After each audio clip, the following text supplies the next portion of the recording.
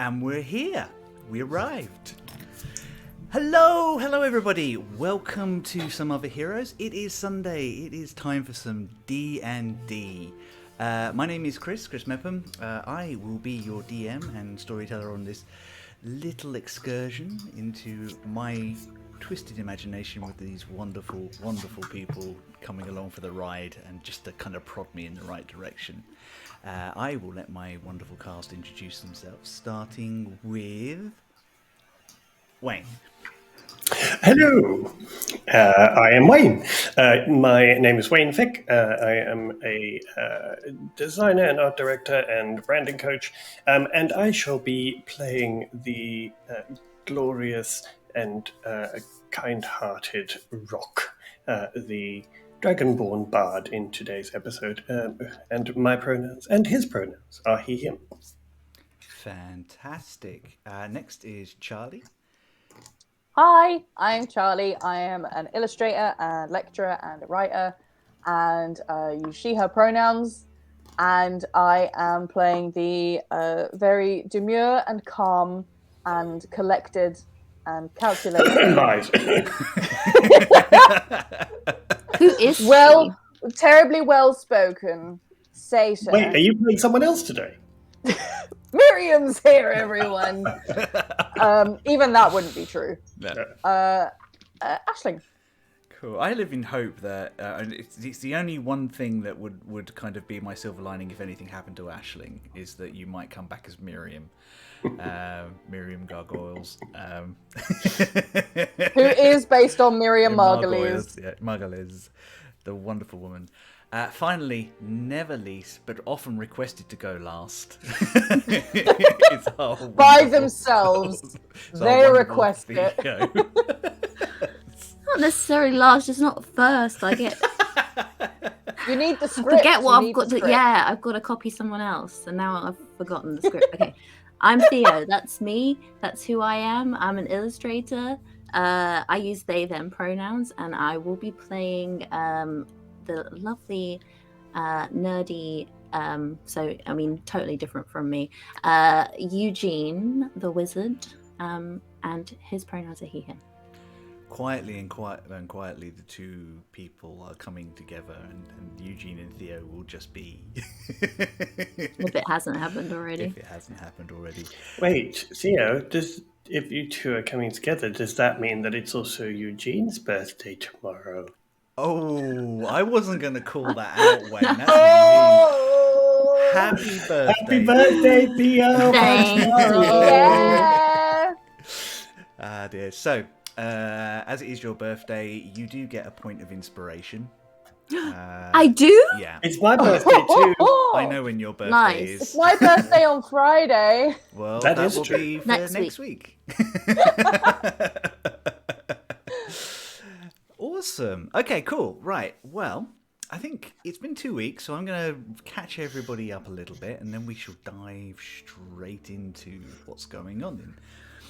So when we left our friends, they had a couple of, well, actually a few very nice, relaxed weeks, getting used to living in their new house with their new assistants helping keeping everything in order. And following on from it was a mysterious attack on their friend Aisling, Rock and Eugene decided to do some quiet snooping whilst Aisling was distracted. A task not quite as easily done as they initially thought, as Aisling, being Aisling, wants to be involved in everything. Several meetings with Rebecca Ryder, the mayor of Cloudskern, revealed that she didn't know anything about Aisling's patron, Alabaster, but she would put out a request to a couple of people to see if they knew what was what and come back to them as soon as they were able to. Eugene, well, the three of them actually also attended Loot's Magic Shop, or Loot's Odd Shop, a magic store quite near where they live, with a fascinating city-born artificer and his two kobold assistants, Spit and Fire. They bought a few magical items, and which I still need to update character sheets. So just keep a note of what you have on you. It's fine, and I will get everything sorted out. I suddenly remembered that as we were going. Some gold was exchanged, and then Rock and Aisling went one way, whilst Eugene went to find a bookstore, where he carried on some research, finding out some things that they had already confirmed, but just placing it into better context, that the alabaster seat seems to be a possible point of power for this strange demonic entity, and whatever his goals are, it seems to be aligned with getting back on that throne. Eugene also discovered that the seats are places of power, and it is assumed that beyond demons and celestials, the gods themselves use these to control different realms with beyond material plane.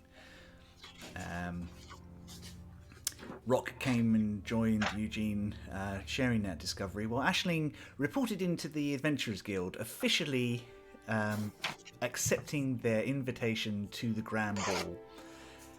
And I think you all came back home together after that point, and that was roughly where we left it. I don't think there was anything else. But there are still plans, still things to do. You have a Grand Ball to get ready for. It is still probably about a week away from the ball itself. I know for a fact that Rock has been busy in the background putting together some outfits and trying to pull together some bits and pieces to make sure that you all look your finest. What have the three of you been up to? And we're going to start. I think Aisling kind of spent a lot of the last episode wandering around aimlessly, so we're going to start with Aisling today. I don't know what you mean. She always has an aim and a plan and a target. I think Aisling was very excited about the prospect of dressing up. That probably was very, very exciting for her. So I feel like she was pestering Rock a lot with a lot of questions, like presenting him with different ideas, and none of them would have been suitable for a formal event. And yeah, I think that might have been her plan. And Eugene, did Aisling get her frog? Well, yes, that was what Eugene was going to have been up to, was prepping everyone's rooms. Okay, all right. So Aisling would have been planning or thinking of some very unsuitable outfits and trying to dress up her frog as well. Remember, you can't take the frog with you to the ball. I'm sorry. She knows she can't take the frog, but she's very much been wanting the frog to not feel left out. So okay, yeah. Even though the frog has to stay here, she's been doing that because she's an adult. Wandering around the house, stroking the frog. I love that. Taking napkins from various drawers and fashioning them into frog outfits. Literally, yes, that with little bits of string and stuff. And yet, because of all the stuff with Alabaster as well, I think she was doing. I'm not quite sure how she was processing it or thinking about it, because she's not really had big things to think about before. So she's been trying. I think maybe she's been trying to work out how she's supposed to think about this and process it. And she's trying out different things, like she tried out a journal or talking or thinking, and it, yeah. I think the journal trying works, all the things. Yeah, I think the journal works very, very well because Aisling is actually surprisingly prolific with writing and creating like that. And she's got her mega book, her awesome infinite book. In fact, make an intelligence check for me, just a flat intelligence. Okay. 12. 12. I think you're in the middle of writing something in this strange journal that was given to you, and it suddenly occurs to you, this book is absolutely full of information. All the things that this great wizard wrote down during his life and his successors. That's true. So if you want to use it to try and do some research on Alabaster or the Alabaster Throne or the realm of Dust and Shadow, you may make an Arcana or a History check with advantage. Oh, cool. I was going to say, if she's able to pester Eugene and ask for a hand with that, because I feel like she'd want a hand with it. Eugene would definitely help. Yep. Oh! Nat 20! Oh. The other one was a 17, and then I got a everything. 20. Yeah. I am omniscient. So you start thinking about Alabaster and the throne and what you've seen, and it's almost like the pages turn without you thinking about it. And I don't know whether you're doing this in front of Eugene whilst you're researching together, or whether you're doing this on your own. In your Probably, but probably without Eugene necessarily wanting her to. But she's definitely in the room with him. There's a flicking sound, Eugene. You look up as the pages of this book are turning by themselves, and they just slam open at a certain page, and you see a perfect rendition of the Alabaster Throne that you have seen in a very neat handwriting, which you are slowly coming to realise is Faye Regis's, the person who created this book. Talks about the empty seat, talks about it being a point of power. It says the Lord of the seat left long ago or was forced out. No one truly knows. We must guard this place lest someone use it for their own means. Ooh. I'm going to bookmark that page. And then there's a load of arcane squiggles, which you're not quite familiar with. You can use your ability to read, but the words make sense, but you realise it's an incantation or something along those lines. But it's because you're not you're an arcane caster, but you're not a wizard. It doesn't really make a huge amount of sense to you. Okay, can I interrupt whatever Eugene is probably doing peacefully and by himself? And Eugene, be like, Eugene, Hey, Eugene. Eugene, tugging on his sleeve. Eugene, What is it? what is this? Can I take a look? Can I read? Yeah, absolutely. You don't recognise all the sigils or how they fit together, but you recognise high-level magic when you see it. It looks like it's a teleportation spell of some kind, but not something like Magic Circle, something much more powerful. Yeah, it's kind of beyond me at this point, I'm afraid, but it looks like some kind of teleportation spell. It's very, very high level, though. Huh. You would estimate, given you're not traditionally trained, so you don't kind of think of your magic in terms of circles the same way, but you would estimate it's the sort of thing that someone of your Uncle Perb's skill level would be able to cast, but it is probably quite a ways for you yet. Maybe I can show it to my uncle. He might be able to do something. Okay. He might know what it is. It Or is be able your to cast school, it. though. Interesting.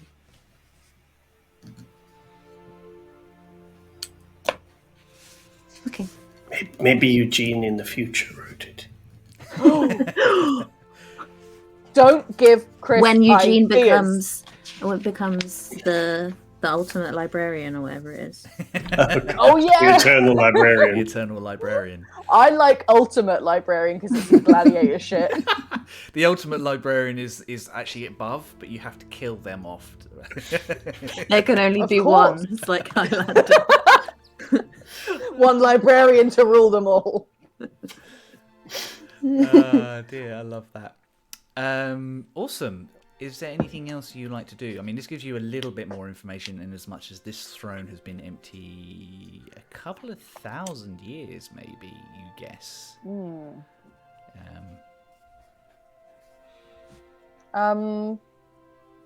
I think that would probably take up most of Aisling's time Yeah. trying to work stuff out and chaotically designing outfits.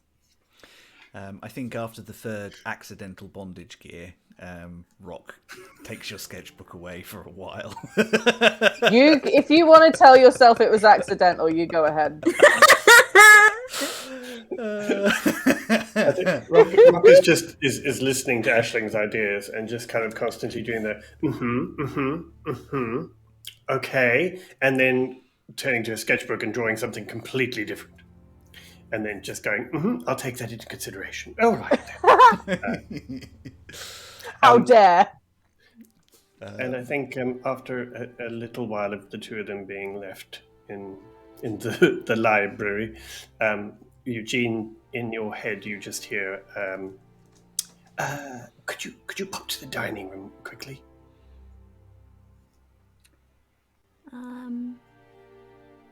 I have to go do a thing. Okay. Don't touch anything, right? Okay. She immediately wants to touch I'll it. know. I'll be good. And he leaves. Oh, let's touch everything. Just don't move it. Just touch it, and then just sit on your hands. That's exactly what I see Aisling doing, just running around going.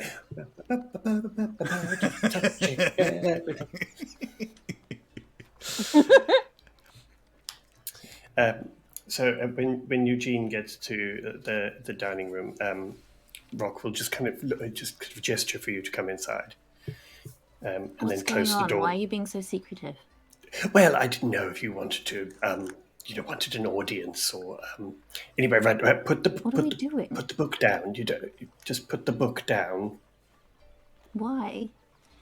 Look, just put the book down, and he's going to just go over to the corner, and you hear some music begins to play, and Rock comes back and says, "Right." Now, the first thing you need to know is that it's all about posture. So you must pull yourself up to your fullest height. Good posture. There we go. No. Okay, don't hurt yourself. Just that's Is there it. supposed to be this much cracking? Not generally, no. But you've spent quite a lot of time sort of over books recently. So anyway, right. Okay. And then right. Put. Oh. But I suppose you'll probably. Wait, do you want to lead? I'm very confused about how this is going to work. It doesn't matter. I think I'm the leading type. No, it doesn't matter. Right. Okay. I put my hand here, and I take your hand here. And now just listen to the music. Just close your eyes and listen to the rhythm of the music. And you can hear in the background there is a regular beat. There is a regular rhythm. Good. No, Eugene, you're falling asleep. Don't. Okay, right. Okay. Now and posture. Sorry, your voice is just so relaxing, and I have my eyes closed. I haven't got much sleep lately. I've been doing a lot of reading. Look, do you want to learn to dance or not? Yes, please. Sorry. I'm sorry. I'm listening. Okay. So, as I said, posture. First about posture. And then whoever is leading will guide you with their hand. And so you can feel how my hand guides you. And we're going to go to the left. No, to my left, Eugene. To the left. Okay. Good. Okay. And then just follow the beat. Oh, okay. No, that's fine. Sorry. It's totally fine. It's totally fine. Right? My and just feet follow. Less talking. Okay. And don't look at your feet. Don't look at me. Don't look at your feet. Okay. Good. And now move to this side, and we'll move, and let me guide you. No, let me guide. It's fine. It's all fine. Now, tell you what. Let's just take a little break. So maybe there's a spell I can cast on myself that makes me able to dance. You see, well, I suppose it depends whether it's dancing well or just dancing, because I know that there are definitely spells that could just make you dance, but that would just be incessant dancing and you'd look like an utter fool. I think that's pretty much what's going to happen anyway. No, don't be silly, you'll be fine. Now, the one other thing that you must know about the dancing, especially at these important events, is that it's all for show. Nobody really cares how you're dancing. Basically, it's all about confidence. If you appear to know what you're doing, the other person will practically fall in line with whatever you're doing, for fear of looking like they don't know what they're doing. So, when in doubt, just carry on as if you know exactly what you're doing. Wouldn't surprise me if halfway through someone thinks you're doing a new dance and it becomes terribly popular by the end of the week. Honestly, there's nothing to worry about. I mean, do try not to stand on people's feet. It can be a little, it's a little awkward. I love that the secret to dancing is imposter syndrome. Well, totally. Right, now, come on, let's try again. Okay, posture again, right? So what you're saying is that I should dance like no one's watching? Well, no, dance like everyone's watching. Wait, I'm getting mixed signals here. Well, at this event, everyone will be watching, and so you must dance as if you know exactly what you're doing with everyone watching you. I am going to get some dice rolls on this because I feel like there's an opportunity here. Rock, I would like you to roll a performance check. And I think, Eugene, we're going to get you to do a history check. Not for history, but kind of like general learning, academia. So I think see how quickly you pick it up. Oh, that's pretty good. 24. 24? 29. Awesome. So, it is shaky to start with, but Eugene, actually surprisingly quick, starts to pick up the steps of the different forms. I think he's thinking of it more as like a pattern, a formula, like logical formula. Like I do this and then I do this and then. Actually, I think as soon as Rock sort of susses that out, he'll start sort of catering to that and kind of going. So just think of it as an equation. So, for example, the beat is the beat is 4 beats, and on each second beat you step to the left. On each third you step back. And so, if you think about it like that, it's just a repetition. Oh well, that makes perfect sense. Why didn't you say that to start with? Because music is supposed to be felt, Eugene. It's about emotion and beauty and movement and freedom. It's not really supposed to be about the numbers, but if it helps you learn, you'll get the hang of it, and then you can start to sort of relax a little and enjoy it, and perhaps start to feel some of the actual music rather than just the numbers. Yes. Also, do be careful if there are people there wearing long dresses. Do try not to stand on the dresses, particularly if you're walking behind them. It really doesn't go very well. I think Kath is walking through the back of the room quietly, and at this point she goes, I do have some dresses if you'd like to put them on to try. No, I'm perfectly fine, thank you. Yeah, maybe it would help me, Rock, if like that, get a real sense of immersion if you would put on a dress. Rock does have that drag sona that the Aisling spotted the name of on that letter, which I've decided is Rock's drag sona. Eugene, you're going to struggle to dance with a broken leg, dear. So no, I will not put a dress on. I'm sure you've seen one before. Now, do you think you're comfortable enough to do a dance at the ball? I mean, you don't have to dance all night if you don't want to. Of course, if you do enjoy it, dancing is always fun. Takes your mind off things, and in these kind of places and events, people always consider it sort of a show of your standing in society when you're taking part in the dances rather than just sort of loitering along the sides, gossiping. Although that can be quite fun too. Anyway, I understand mixed signals, right? So do try and take part in the dancing while you're there, would you? Okay. So, got it. For the benefits of any test that we have, Eugene can add his proficiency to the 3 most standard and most well-regarded dances there are. Anything sort of exotic or fancy comes up, it's probably going to be much more difficult. But Eugene is effectively proficient in dancing for this coming event. Yay! Thanks, Rock. You're the best. I'm wondering. Very good. Yeah. How is it that you know so much about these things? Well, I've travelled all over. I mean, you don't just think I've hung around with carnivals all the time, do you? I mean, But these are like fancy balls. Don't you only get invited to fancy balls if you're like fancy? Well, yes, I've hung around in fancy society. I mean, you must experience all sorts of things. I didn't start off hanging around with a carnival. I've come from a very good family, and I associated with people like this, and yes. But to be honest, it's fine once in a while and to dress up, but it does get a bit much. Yeah, I'd imagine it gets pretty boring if you have to do this all the time. It's the rules and the pomp and ceremony. It's very much show over substance. I thought you liked pomp and ceremony.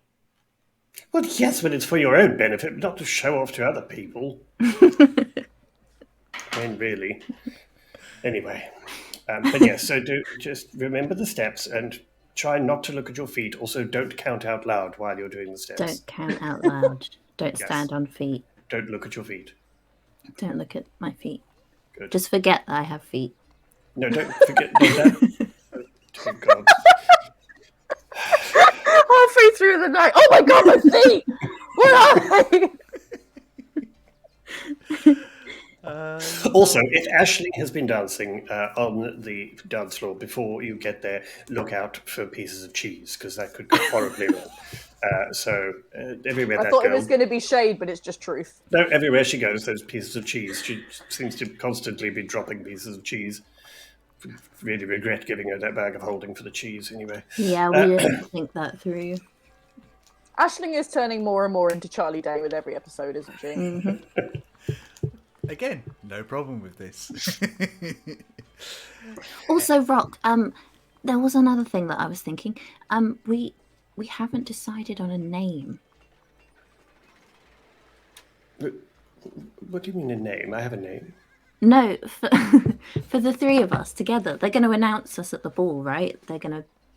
Oh, God, I completely We're going to do forgot that about thing that. where we like walk in and everyone's going to be like, oh, yeah. Yes, they are. Oh. So we should have a name? Oh.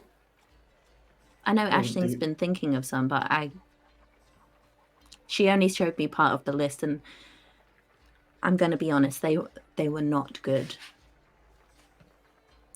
I think perhaps we should have a little meeting and chat about this. But these are notoriously terrible decisions to make, because you, quite frankly, they stick with you forever, and that's often not a good thing.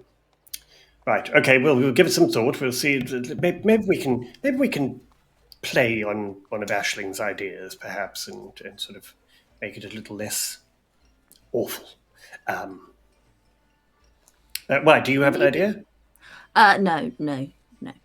I mean, you read books. Aren't there like famous? I mean, I can think of many adventurers, but I don't know if there's any famous groups of adventurers. I mean, well, there's my dad's group. They're called the Gleaming Blades. I kind of feel like that would be a little derivative if we called ourselves something too similar to you. Besides, you need to step out of your father's shadow. The shiny knives. The sparkly... No. Yes. 3. No. The sparkly trio. No? Trey Sparkly Boys. Also somewhat derivative. Don't know what you mean. Right. I think we should probably think about this a little more. Yeah, you're right. Right. Now, but once our outfits arrived, we can get ready, and then we'll have to. How are we getting there? Do we have?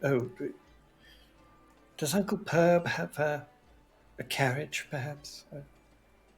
I don't know. Probably. I shall ask Kathy. I feel like if anyone's going to have one, he will. I would imagine. So, yes. I mean, there's probably one at the back of your house.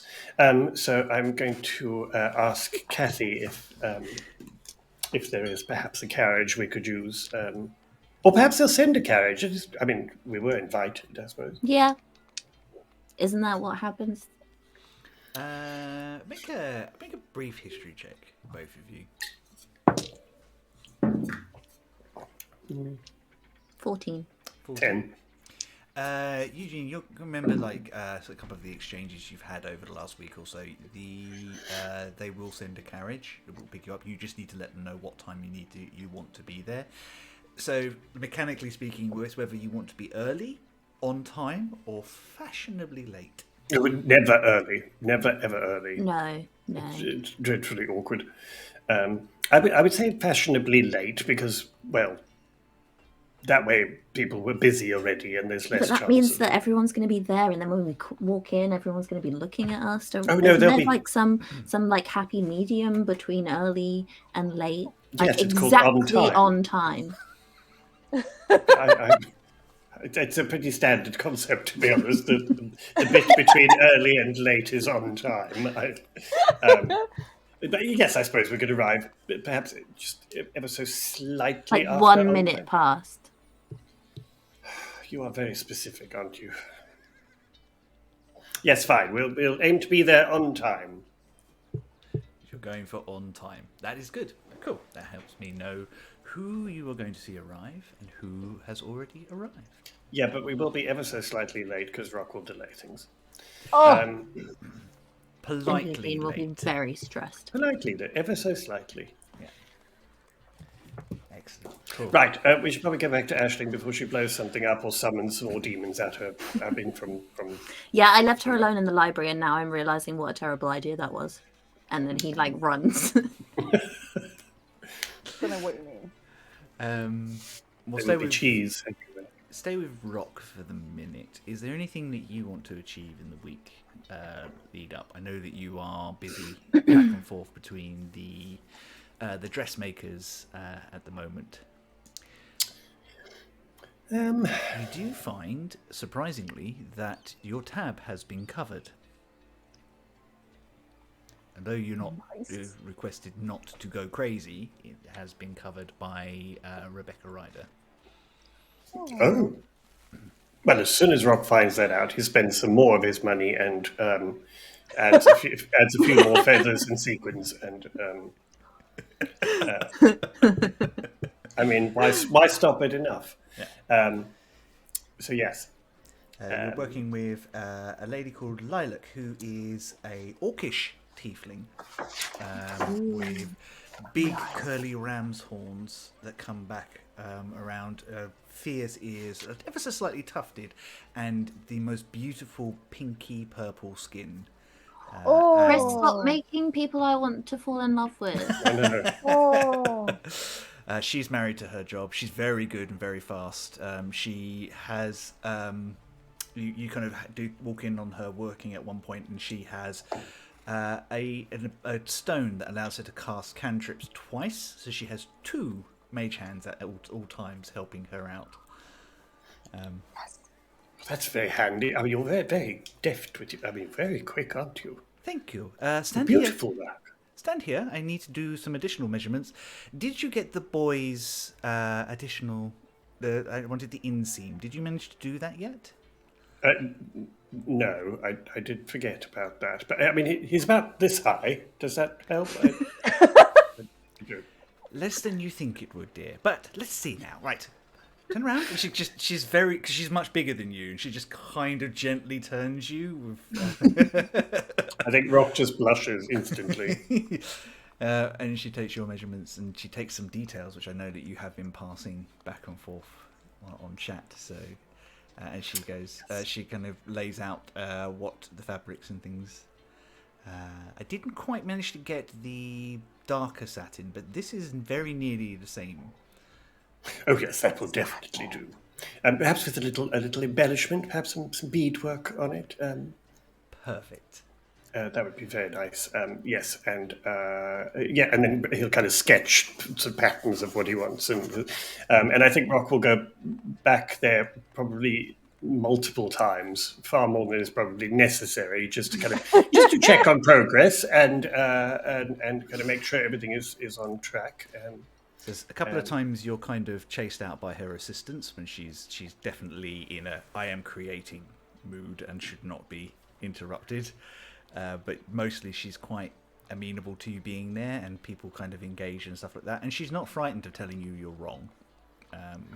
Oh, yeah, and I will use like all my some minor illusions and stuff to make sure that everything is exactly as we want it. I think But yeah, may I kind of suggest that at home sometimes you the other two of you find yourself sort of quietly snuck up on by Rock with a tape measure.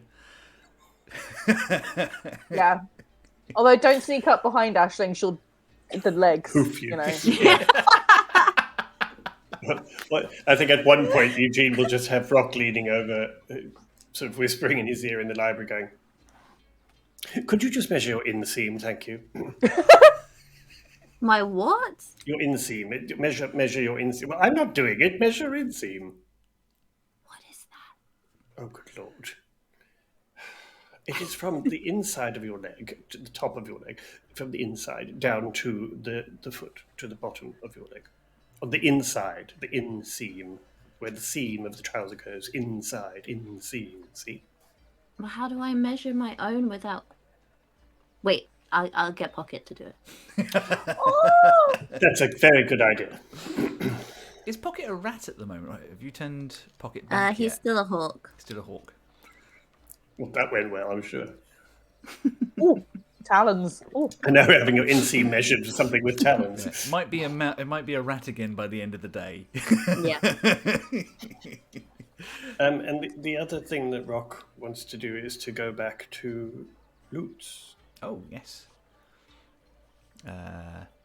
Loot is there as we think you walk in and he's dealing with another customer, an adventurer, a female adventurer, who is trying to buy a magic sword, or has bought him a magic sword, I should say, that appears to be half missing.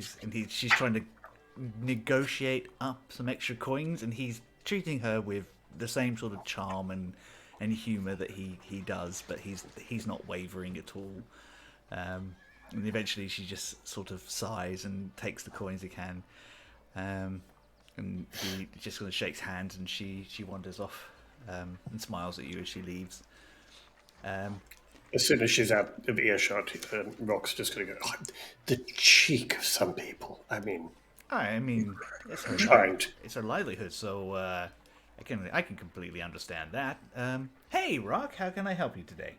Well, you said to come back to get my pistol with the amendments. I did indeed. And he kind of leans behind the counter, and he passes you what is now a repeating flintlock pistol.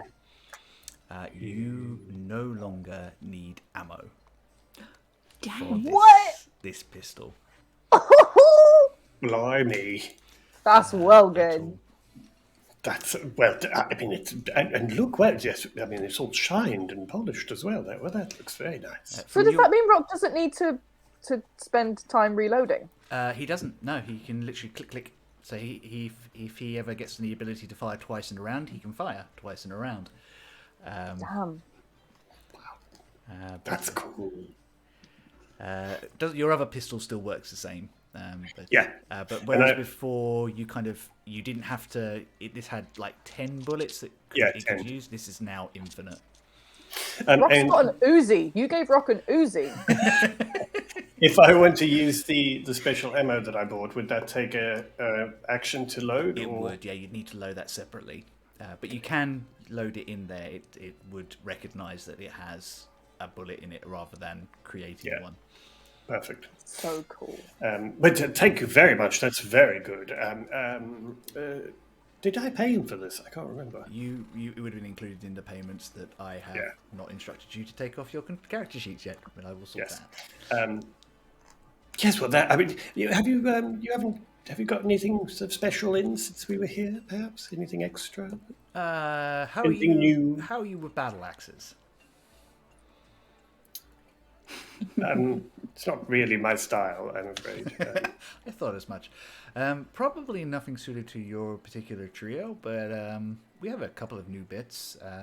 Still stocking. We're still waiting on a new shipment of healing potions. Bit of a run, but we're still waiting. Just generally for shipments, things are a bit slow at the moment.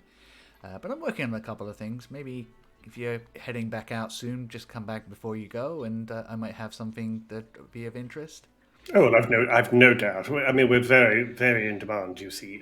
So I'm sure we'll have many jobs coming up. But we will definitely pop past before we go. Thank you so much for suggesting that I do this with the pistol. And you really do have quite large arms, don't you? Anyway, right, we have a ball. You've managed to completely stun him at this point. I'm just like, this is... I mean, it's obviously all the work that you. Anyway, we have a ball to prepare for. So, on that remarkably awkward note, do have a lovely day. Bye.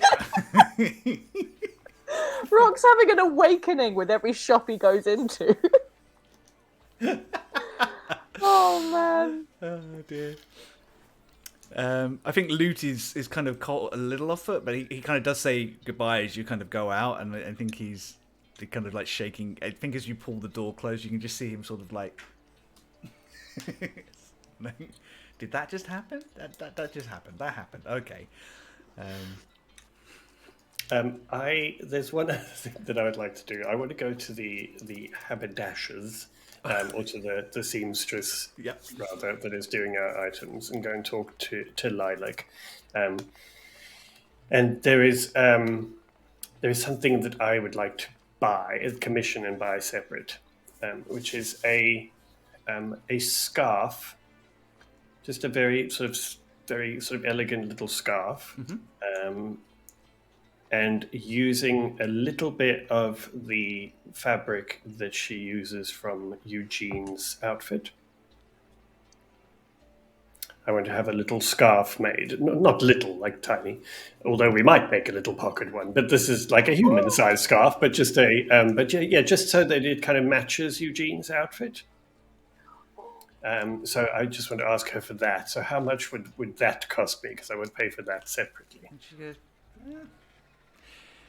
tell you what, I mean, I've got the offcuts anyway. It won't take me a while to put together a nice scarf like that. 3 silver? Oh, you're too kind. Perfect, thank you. If you could kind of sort of prioritize that, because I have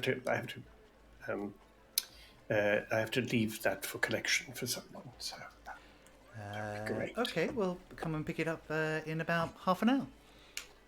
Fabulous. So yes, I will collect that before. Lovely. Yeah. Cool. So goddamn well. Eugene, beyond dancing and keeping Aisling out of the dangerous books, Trying. Succeeding. Cast arcane lock on all of them. Smart. Very smart. what is Eugene trying to do with his time? So Eugene would have prepared Aisling and Rock's rooms in the way that they had wanted. So Aisling's room is a very like swampy vibes. So you've got your pond in there, and I feel like he like one day like surprises you and is like, okay, come with me, I've got something to show you, and then he like opens the door, and you walk in and it's like a balmy like a swamp vibe. Oh. And it throughout the room you can kind of hear like, you know, those sleep soundtracks, cicadas it's and like, frogs. Yeah, it's like a magical one of those, so you can choose from like different vibes. Oh my god! So you can have like frogs croaking, or like cicadas like making their little noises, or rainfall. There's a rainfall one, and he like. But if you put the frogs croaking on, your poor little frog's going to be really confused. Oh, yeah. So there's like a pond, and there's like a big tent. Where you can sleep with lots of pillows, and there's just plants everywhere. There's lots of plants like hanging from the ceilings. Very very swampy jungle vibes. And I'm so friggin' excited. the piece de resistance and he pulls out the frog, and it's like he's like this big and like unnecessarily round. Perfect. And he's orange. Aisling does a little squeal and gives you a massive hug. I mean, I don't. God, I love Obviously, you can call him whatever you want, but I was thinking maybe Clementine would be cool. Clementine's perfect. It's up to you. Obviously, he's your frog. Clementine's so perfect. She holds him and just stares at him. Oh my god, that's hideous. I love it. Yeah, right? And he's a magical frog, so you don't need to feed him, but you can feed him if you want. Just like not, I don't know, pizza or cake. Cheese? That's fine. I mean, That's yeah, it for try me. feeding him cheese. I'll I'm sure try. nothing could go wrong there. And yeah, again, I'm really sorry, but he can't leave the house. I mean, you can take him anywhere you That's want okay. inside the house, but yeah, you can't take him outside. He's too precious. He can't anyway. That's fine. I wouldn't want him to.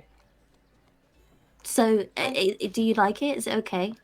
It's so perfect. Oh my god. I've like dreamed of having a room like this since I was tiny teeny. Oh, I'm obsessed with it. Thank you so much, Eugene. It gives you another hug. That's okay. Actually, while we're here, just the two of us, there was something that I wanted to talk to you about, if that's okay. Okay. I'm gonna put Frog in the tent and just give him a little pat on the head and then come back. Oh my god. That was the perfect noise. In my head, have you seen the cartoon on Netflix called The Dragon Prince? Yeah, I was Yes! thinking bait. In my Yeah. brain, he looks like bait, Yeah. Yep, like yes, very yeah. round Did you and change kind of colour as grumpy well? looking. Couldn't Yeah. run away from a stalk if you tried. Yeah. Yep. So yeah, there was something that I wanted to talk to you about, and maybe we should sit down. Okay. Okay. I'm gonna So- sit cross-legged by the pond. I've been keeping things from you, and I thought that it was the right thing to do at the time because I thought I was protecting you, but I've kind of realized. Well, I've remembered a lot of times when people would do that to me, and I really didn't like it. Oh. 'Cause I've always been considered like too sensitive, or in some cases too young. And my family would always keep things from me, and I know what it's like to feel like people stop talking as soon as you enter a room, or exchange weird looks when you ask too many questions. And I know that they were trying to I don't protect think I me. noticed those things. Okay. But anyway, I know they were just trying to protect me from information that they didn't know how I would react to, or that I felt that I wasn't ready to hear, like the time when they told me that our cat Mr. Pickles had gone to stay with our Auntie Agnes and he never came back. Anyway, I've realized that I've kind of been doing the same thing, and although I wanted to protect you, I shouldn't be keeping secrets, and it's not up to me to decide what you are or aren't ready to hear. So Right. basically, in secret, I've been doing research on the whole demon thing. I went to this really cool bookshop, and they helped me find out about the puzzle box. And I think he would Oh, cool. for extrapolation purposes, he would tell her what he found out there. And you know, that time you were kidnapped, we met this Quasit guy, and he was looking for the puzzle box, and I think I was just worried. And yeah, I went to investigate without you, and I didn't want to put you in any danger because you're my friend and I care about you a lot, but also you have autonomy, and I should have trusted you and not assumed that I know better. I think I just wanted to be able to solve this for you, and I wanted to be the smart one and figure out everything so that you didn't have to worry. And now I realize that maybe wasn't the best thing to do, even if I did have good intentions. So It's okay. It's okay. sorry. I'm gonna put my hand on Eugene's hand and be like, it's all right. like, I get why you did that. I'm not very tactful when it comes to stuff like this. But Yeah, but I like, didn't have to lie or like talk to Rock in his head so you couldn't hear us and like tell you to go do you guys things. can So- do that? Well, yeah, I can cast this thing called message, and I'll show her by casting it and talking in her head. See, I can talk in your head if I want, and then you can reply in my head, and no one else can hear it. Oh my god. Okay, that's Yeah, it's pretty cool, right? But I shouldn't have used that to talk about you when you were there. That's really not cool, and I'm sorry. Well, I mean, I'm glad you're telling me now. Like, yeah, I like, yeah, most people have like not told me things because not the same reasons as you. More like I'm just a bit of a dickhead sometimes. But Yeah, Mr. like, Pickles never came back from vacation. what happened to Mr. And in Pickles? hindsight- No, don't tell me. In hindsight, it probably made more sense seeming as Auntie Agnes is allergic to cats. Yeah, He's living I feel like upstate on her farm. yeah, Ashley's with all gonna the other cats. gonna cover Clementine's ears and be like, "What happened to Mr. Pickles?" Well, I think Mr. Pickles died. Oh, jeez. Oh no. Yeah, but I was pretty young, and I think I was always a sensitive boy, so they didn't want to tell me the truth. But Well- actually, that hurt more than them just being honest. I'm glad you told me that you did that. I'm not annoyed or anything. Like, I'm glad you did the research because you are better at that than I am. I mean, yeah, like, I think I do worry that maybe the whole alabaster thing, I did that wrong and I shouldn't have done that and I shouldn't have alabaster. But so far, I mean, the things we're discovering aren't bad. Yeah. Well, alabaster has enabled you to do a lot of good things, so I don't think it's bad necessarily, and we don't know that his intentions are sinister in any way. I mean, he seems to want to help you, want to help us, so I don't think Yeah. it's bad that you have him. And I mean, like, you didn't find out anything really nefarious. Oh no, I would tell you. It's just the only things I found out were that we really shouldn't let this box get into the wrong hands. Okay. I mean, yeah, that makes sense because a lot of people seem to want it. If it's an indicator of where to find the 13th seat of power, yeah, we should definitely not tell many people that we've got that. No. Oh, and I did find out that there's 5 pieces left. Oh, really? Yeah, until Okay. it's fixed. There's 5 pieces. That's not as bad as I thought because I was looking at it and I couldn't work it out. I was like, it could be like 2 big ones or like 400 tiny weeny ones. So I'm glad it's 5. That's not that many. And like, if like you guys need to go and do research and you think it's best if I don't go, like, you can tell me and I'll do my best to like listen and not just go, oh no, it's fine, and run after you. Like, I'll try harder to like actually pay attention to when people say things to me. Okay, that's a deal. Okay, I'm gonna put my hand out to shake Eugene's hand. I think after Eugene kind of heads off, there is a quiet voice in the back of your head. See, I knew I was powerful and important, and now so are you. I don't think I'm a god, though. That doesn't feel quite right. We'll keep looking. She'll just keep that one to herself.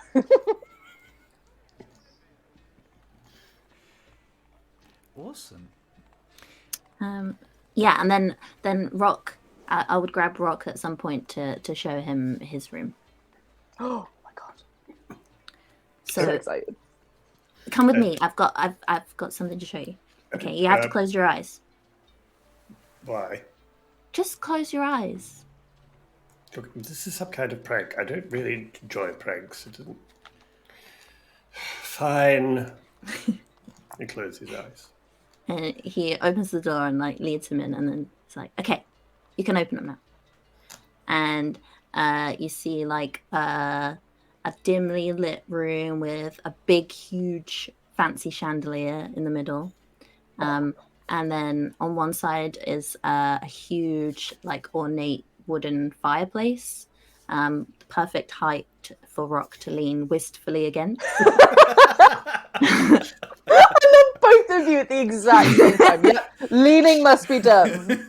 I bet the first thing Rock would do as you were showing him around would literally go over to the fireplace and just go, "Oh, this is just beautiful." Yes. And then there's a window kind of opposite the fireplace, where like at the moment it's like a nice kind of twilight scene. But he hands you like a button, and when you press it, you can change the scene that you see out the window. And there's like a nice rug on the floor, big, huge, like leather armchair, and like a little like footrest that is enchanted, so it will follow you around. And a big four-poster bed with like the big like curtains and like fancy things. Oh, Eugene, this is just magnificent. Well, I thank you very much. It's so kind of you. It's the detail. I mean, it's very tasteful. Thanks. I thought so too. I was surprised. No, that makes two of us. But it's lovely. And the chair is very comfortable. Well, I mean, this is lovely. And also, if you open the bottom shelf of this cabinet, there's plenty of drinks in there. I mean, I only have every now and then. I don't need a constant supply, he says, pouring. You need something to swill while you lean on the thing. Yeah. Well, exactly. It's completely for medicinal and appearance purposes, obviously. Do I have to name the footstool? It appears to be following me around. I mean, if you feel like you should name it, you go ahead. Well, let's see if we become friends first, shall we? But this is really lovely, though. I mean, wonderful, and I love the windows. I mean, it's perfect for inspiring or cheering yourself up. Or I mean, it's really lovely. And there's also several different musical instruments like set up in the corner by the fire. Oh well. I mean, what more could I ask for? This is lovely. I mean, it's very kind of you to decorate this so beautifully in your home. Thank you. I was waiting for that. So kind. I think Eugene has just accepted at this point that it's just not going to stop happening. So. And I think Rock kind of goes to give Eugene a hug and kind of awkwardly hugs him because he's much shorter as well, and kind of thank you very much. It's very. I mean, it's lovely. That awkward like pats him a couple of times, and then it's like, well, I'll leave you to get acquainted with your footstool. I'm gonna just go. Okay, yeah, that's yeah. Okay, bye. A normal sentence for normal people. Totally, and we are nothing but normal people. Mm-hmm. So I have one question for Theo. What does Eugene's room look like? I was going to ask if you didn't. Well, Eugene's room is above the library. Of course. And so when you enter Eugene's room, there's more books. Because the library isn't enough. No. And a little space for pocket. And there's like a big, like a nice like tent shaped thing in the middle, with a big bed in it, and several like arcane lights to read by. Lots of things hanging from the ceiling, lots of stars and moons and like sun catcher type things. Are we talking Howl's room? Yeah, absolutely. It looks like this. Okay. Yes. Yeah, and then there's like a little. So there's a rug on the floor, and when you move it, there's a little trapdoor, and there's actually a slide that goes down to the library. I love Oh that. my That's so God. much fun. That's perfect. That's brilliant. So, Oh, and an eternal coffee machine. and an eternal coffee, which amazingly goes missing every once in a while as Kath comes through to clean. And I think, without saying anything, Kath kind of monitors just how much coffee Eugene is actually drinking. Is CAF short for caffeine? I'm an adult. I can drink as much coffee as I like. Yeah. She says she's taking it for cleaning. Yeah, she only does that when Eugene's had so much coffee that he vibrates through the walls. I mean, she can hear you pacing. Yeah. Or he just bursts in to tell her things because he's got no one else to tell. So I was reading this book, and did you know that? And I think she gets that from Aisling as well. Yeah. You mustn't let Aisling Aisling's find a just coffee bored. maker. Oh, good God, no. No. Just She's going to be... Have you seen that clip of Steve Irwin talking about how he's never had coffee because otherwise his head would blow up? That's Aisling. Aisling is on permanent state of coffee, isn't she? Mm-hmm. Amazing. Is there anything else that any of you wish to achieve in the lead up to the ball? Training Clementine how to sit on command. Easily done. Technically, Clementine's an unseen servant, so is very obedient and very quick to pick things up. However, sit is a very subtle motion for something as spherical as him. Yeah, I think it's just you It's say like sit, one of those and wee Clementine balls. just goes. Yes!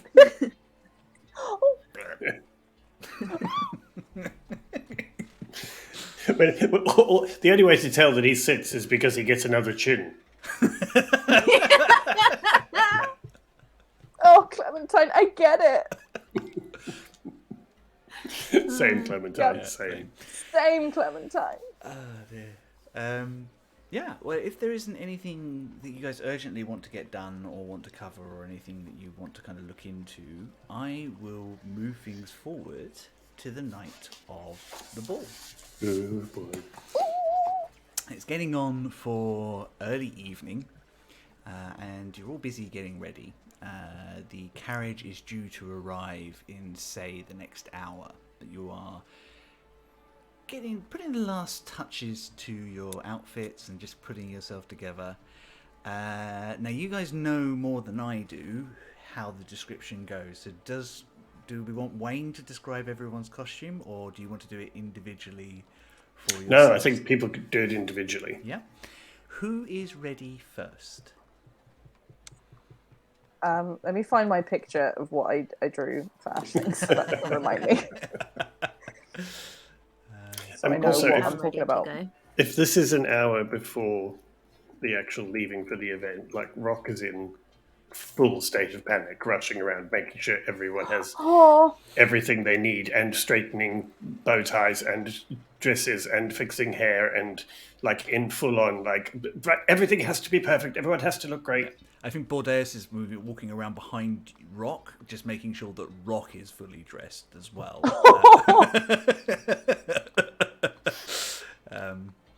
So, Thea, you said Eugene is likely to be first ready. Mm-hmm.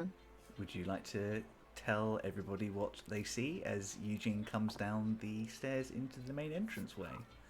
can we be like awkward parents taking photos? Yeah. Oh, you look so beautiful! I think Kath is probably the only person about at this point in time because everybody else is running around trying to get ready. Yeah, I think Eugene is ready like several hours early because he's so like worried about being late or not sure how long it's going to take him. So yeah, he is definitely first ready. So Eugene is wearing, he has a different hat, a slightly more fancy hat. Still like pointy like a wizard hat, but like maybe a little bit more subtle and a bit more formal. He has like some like formal shorts on, with like knee-high socks, and like a white shirt, which is like the kind that is like flowy at the sleeves and a little bit fancy, maybe a bit of embroidery around the collar, and a waistcoat. And then he has like a kind of half cape over it all, and pocket flies down after him, and he's actually wearing a little bow tie.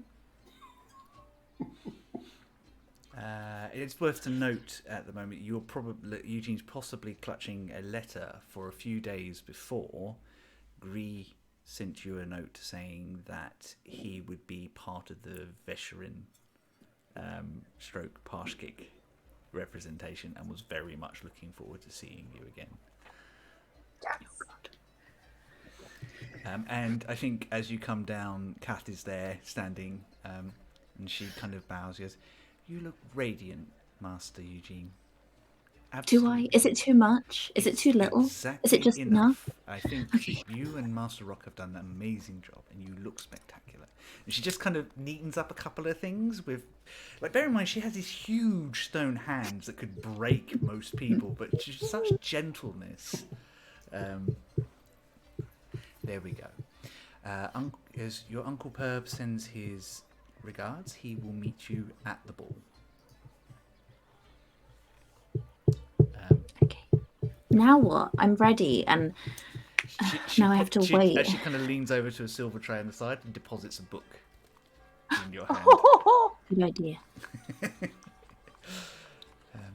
And I shall pour some sherry, just as an evening start for you all. Okay. Who is next?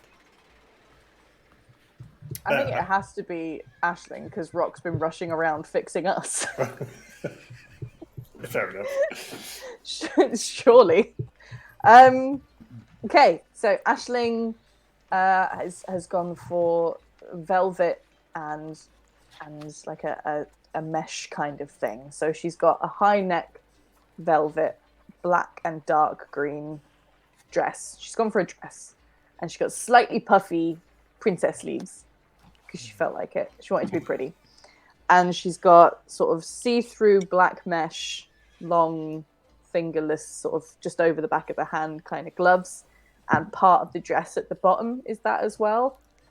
And it is so much gold glitter involved in parts of it, little fades of gold glitter. And she's also dunked the tips of both points of her horns in some gold paint that she found.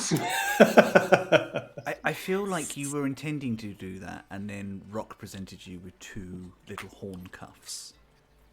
Okay, yeah. She didn't wash off the paint, No. but she just put it on top. Having seen that you'd already done it, Rock went out and had some made so that you could wear them. Wise. And she's also found a gold chain, and because she's got a giant plait in her hair, she's like weaved the gold chain through the plait. Lovely. So that sort of comes out a little bit every now and then. And she's still wearing her magical little enchanted rock, which is probably not enchanted anymore, but she always wears it. So that's Aisling's get up. Beautiful. And I think you probably, and stop me if I'm going to take anything, but you kind of bound around the corner and down the stairs and then remember what Rock told fully. you about etiquette. And kind of the last 5 steps are demure. Terribly demure. And Kath is there to greet you, and so is Bordeus, who's kind of just looking a little, kind of like having finally convinced Rock to go and finish getting ready. But like Aisling's trying to look posh. She's holding like an empty wine glass, and she's like, "What do you think?" I think you look wonderful, ma'am. Yes. Beautiful. Fuck yeah. We are. You look radiant as well. You are going to be such a pretty trio of people. I think we're going to be very sparkly. I think you are. She kind of looks. She kind of looks behind you. Is that magical glitter? It doesn't seem to be dropping everywhere. I don't know. It's up to it was rocks shout. Oh no, there'll be glitter everywhere for days. Glitter on everything. I mean, if Aisling jumps off the last step, there's a little. Yep. And there's no such things as microplastics in this world, so it's fine. No, it's eco glitter. Most glitter is made with magic, so it kind of vanishes after a little while. Just hangs around long enough to annoy housekeepers. Oh, did you stand under your staff and go gold and go? Pop? Oh yeah, I just shook it over myself, just everything. Totally. I feel like Rock had to be like, less is more, and I'm like, more is more. No, that's not how language works. No. Oh, I love it. Oh, poor Clementine. Oh, is she's covered in definitely glitter. put a lot of gold on like the bottom of her hooves. Like, what's that shoe that's red on the bottom that's really fancy? Louboutins. Louboutin. So she's got the equivalent of that on her hooves. Amazing. Nice. I think you make your way. Because they weren't slippery enough before. No, it's tactical glitter. It's fine. Tactical glitter's fine. Slightly sticky. It'd be helpful. So you make your way into the lounge to find Eugene sitting there, all dressed up as well. Oh my god, Eugene, you look amazing. Oh, thank you. You look great. Wow, Thanks. that's an amazing dress. And it's so Right? sparkly. It's so sparkly, and look at the sleeves are all like puffy. Yeah, that's really cool. Oh, we look so good. We look so good. Where's Rock? I don't know. I heard muttering in the hallway a few minutes ago. That's just normal, though, isn't it? I think Yeah, he's this a little involved a few more. stressed. Was it formal muttering or normal? Yeah, there were a Rock few more muttering? expletives amongst the muttering. Yeah, So I think formal. I think he's Okay. sort of stressed. He just wants everything to go right, I suppose. It's gonna be fine. Yeah. It's gonna be all good. Yeah, I've been doing some last minute reading about formal etiquette. If you want to have a look. Okay. Actually, do I? But like she has a little look and immediately in her brain rejects it all and is like, none of this sounds fun. God. As soon as it gets to the bit about which of the 11 forks to use for what, she's like, Oh. that, no. No, everyone knows you dual wield them and then it's finished. I love that. 1 second, I'm trying to figure out why your music hasn't changed.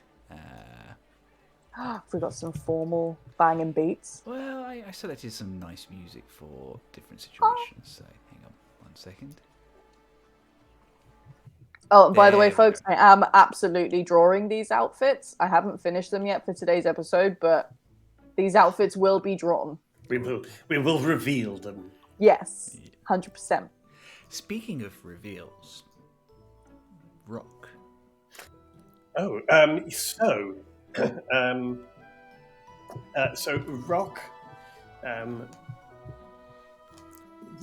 Rock walks into the room, and you can hear him coming because you can hear sort of footsteps, quite hefty footsteps. And Rock comes around the corner, and he is wearing a very high collar black shirt that kind of crosses over. And then has buttons down each side, so kind of very military, but in very, very plain black. And then from underneath one arm, he has 2 black leather straps that go to a shoulder pauldron that is kind of quite decorative, but also in black metal over one shoulder. Over the other shoulder that doesn't have a pauldron on, he has a cape that hangs down all the way down his left side, and the cape is black, hangs down the left side and half of his back, and it has an inside of sparkly blue fabric.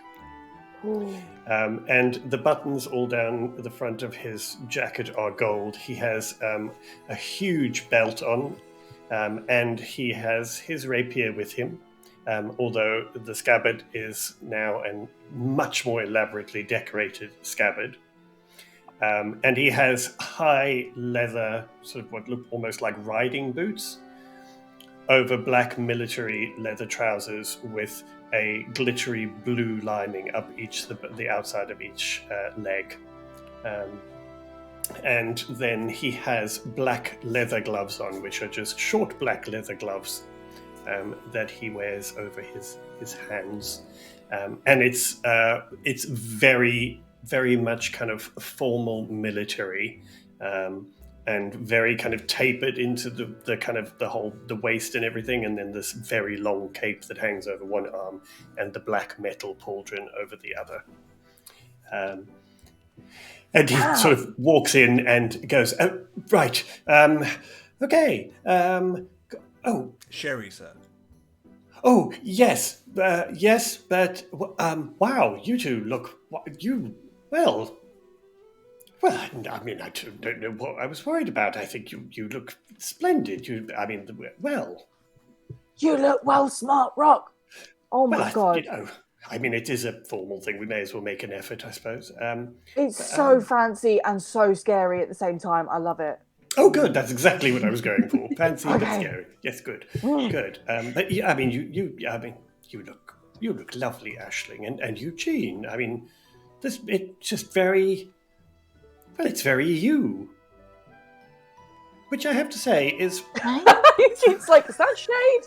Well, no, it's a very good thing. I mean, at most of these events, as you will see as soon as we get there are a lot of people who basically just all dress the same, and quite frankly, are just so tied up in what they're supposed to wear that they've completely lost their personalities. But I think this looks... I mean, you look very smart, but it looks very, very you, which I think is fantastic. I think that's great. I'm very pleased with that. Yes. Everyone's going to stare at me, aren't they? No, they'll be too busy staring at all three of us as we enter the room and, quite frankly, take over the place. Oh, we look... I haven't even seen them yet and already know we look so much better than everyone else. Oh, like I said, most people at these places just dress by what they expect everyone else to wear, so it's terribly dull most of the time. I mean, there'll be a lot of... We didn't have the meeting. Oh, God. About the name. Oh, God. Okay, we have to decide. We have, 20 minutes before we leave. Yes, right. So they have to announce us. So, right. God, I dread asking this. Aisling, what were your ideas? Right, well, so, first one, dragon tossers. You said I'm not allowed to have that one. That's a definite no. Yes, carry on. End of list. Wait, what? Good. You had a whole list. They were all variations on that, though. Oh. Right. So what have we done? What's unique about us? What's different about the three of us that other people don't have? Wow, that's a list. We have a house. Well, no, we don't. I don't think house sitters is particularly gripping as for us. It somehow, like Homeowner Heroes. Name. But what? The what? Homeowner Heroes, I think. Homeowner Heroes. Oh no, that could be quite easily mispronounced. Yeah. If they yelled it quite quickly, yeah. I mean, it's not wrong. But, no, I mean it's not a bad thing. But anyway, heroes. I don't know. Oops, all magic. Look, I'm not good under pressure. Oh yes, oops, all magic. That was one of them. Which I mean, it is a very good descriptor. I'm not sure how you kind of. I mean, being announced as a oops, all magic sounds a little weird. Maybe we can have the acronym OAM. Of what? OAM? Yeah. What's OAM stand for? Oops, all magic. Oh! I'm what about if we just have to be confirmed?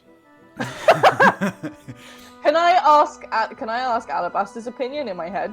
Can I just be like, we're a bit stuck for ideas for like a name for the three of us. Any suggestions? I mean, I'm notoriously vain and self-interested, and we're trying not to draw attention to me, so it's probably not great that you call yourself Alabaster's Heroes. No. Guardians of the Puzzle Box. Let's Children of the Alabaster Throne. Alright, cool, this is going about as I expected. Oh, well, I mean, Eugene's father are the Bright Blades. And it is often, in my experience, wise to name yourself after the things that you do. You are all magical. Magic, innit? Yeah, Eldritch something or another. Arcane assholes. Maybe not with the Swears Polite company, but you can always call yourself the Arcane Assholes at home. I quite like that one, actually, to be fair. I would love to see Rebecca Ryan. I thought you would. I thought you'd like that. Wait, I mean, it depends on how confident we're feeling about this. I mean, we did actually kill a god. I feel like Skia would want to call you Alabaster's Angels. Would she now? Yes, Skia has contributed from afar. Thank you, oh eternal voice of Skia. Yeah, we did kill a god, didn't we? God Killers is not a cool name though. It's got, it's quite a lot, isn't it, really? Yeah. So mercenary groups that you have met or heard about. You have met Ossea's Drakes. You have met the Bright Blades. You are aware of the champions of Kern, who Marok used to belong to. Wait, I thought we were the champions of Cloud's Cairn. No, well, it's just Yeah, excuse you. We have badges. yeah, I know. You're Klaus Kern's official champions. They were called the champions of Kern, of the Kern. Oh, whatever, we're better. What about divine something because of the god part? Be like undiviners. Like got rid of it. That's a god thing, isn't it? Undiviners. I mean, I don't know. I hate How naming about things. Arcane Guardians? I mean, it That sounds a sounds pretty little. badass. Sounds a little. I don't know. A little too goody two shoes for my liking, but I mean, we're running out of ideas, quite frankly. I like how we've gone from god slayers to divine guardians in about 3 seconds. Well, via arcane assholes, yes. Yeah. Still in the maybe pile. Still in, maybe. The Unexpected Four. Was that alabaster? Yeah. Yeah, because the four. Okay. Oh boy. I don't know. Can we continue the conversation in the carriage? Because I Can feel we- like the Yeah, I taxi's mean, waiting you've actually got a little outside. bit of time before the carriage is. The carriage is Oh, probably okay. late, but you've got, I think Rock probably is trying to use this to kind of make you a little bit later than you intended. I'll bring out a whiteboard. Oh God. We've got a definitely not list, a maybe list, And then Ashling's list. and Ashling's list. Which is So all I'm going to swearing. put this over here, Ashley. Yeah. Put Let's- this let's- straight on the fridge. We'll put that on list number 3, and we'll come back to all of them except that list. Right. Okay, so best one so far, without swearing in it. assholes.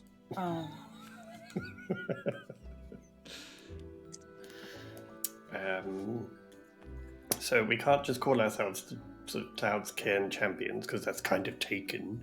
Also, it kind of ties us here, and I mean we're going to go global, surely.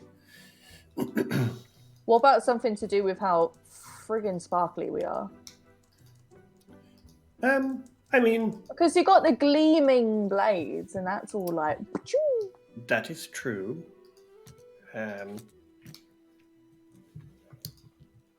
Gleaming blades, yes. Except we don't really have many blades apart from one rapier. You've got 2 rapiers. Could be now. like the dancing one. shining something, Oh God, I'm dreadful at these. Wait, the shining. I don't know. I do feel like this is one of those kind of brainstorming sessions where you just be like, "Carrot, come on, and yes, next, what more, It's like yes, that- come on." That episode of Black Books where they're writing a kid's story. Yeah. Shining, Skier speaking to me again, saying just the shining, The Shining. No, the shining. I think that reminds me of a book I read once. Was dreadful. Summer Arcanists. I like the sound of that.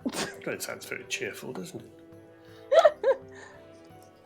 Everyone's trying to help you guys here. I know. I have no know. idea. It's not like you've had I 2 know. months to think on this one.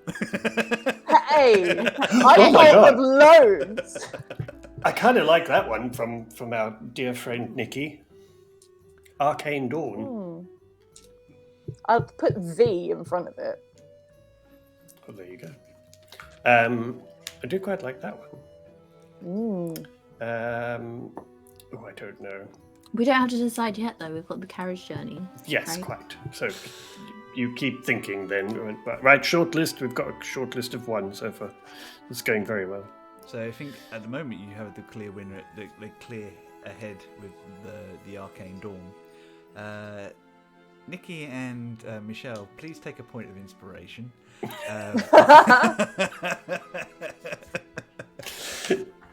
Yeah, Skier's going to need it when she comes back.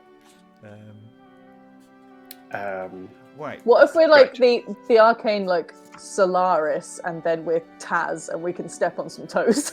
But then we'll be Tass, not Taz. Taz. Oh my God, it just gets worse and worse. Dawnbringers has been fielded. I feel like That's that's good. a sword in Skyrim. Doesn't matter. Dawnbringer. I feel like that's a sword in a lot of things. Yeah. Anyway,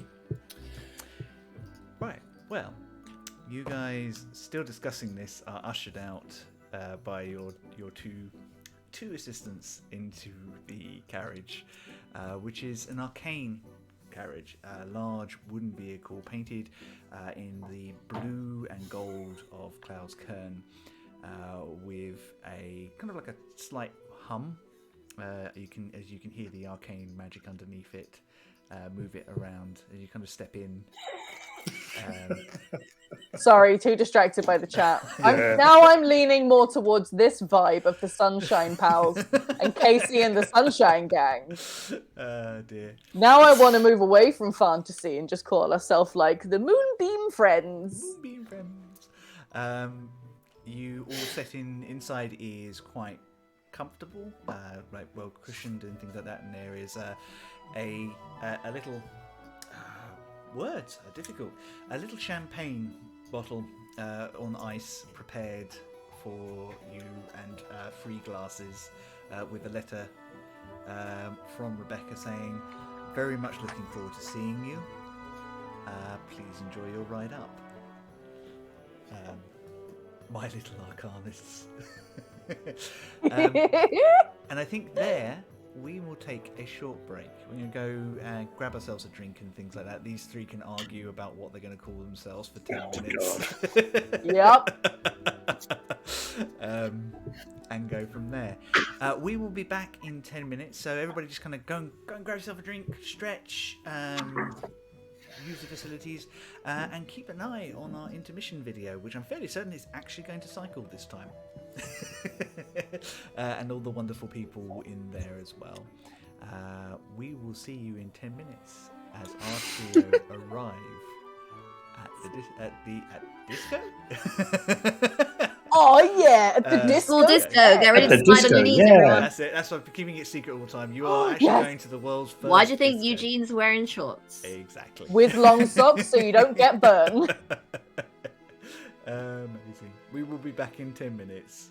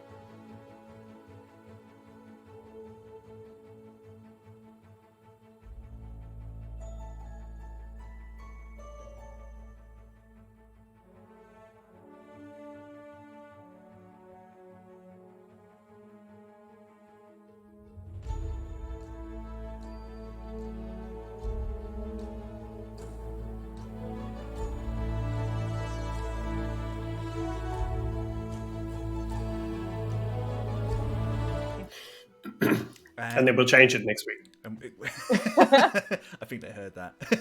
Damn it. Hi. Hi, we are back. Yes, I hope everybody had a nice break, stretched, got up, walked around, stuff like that.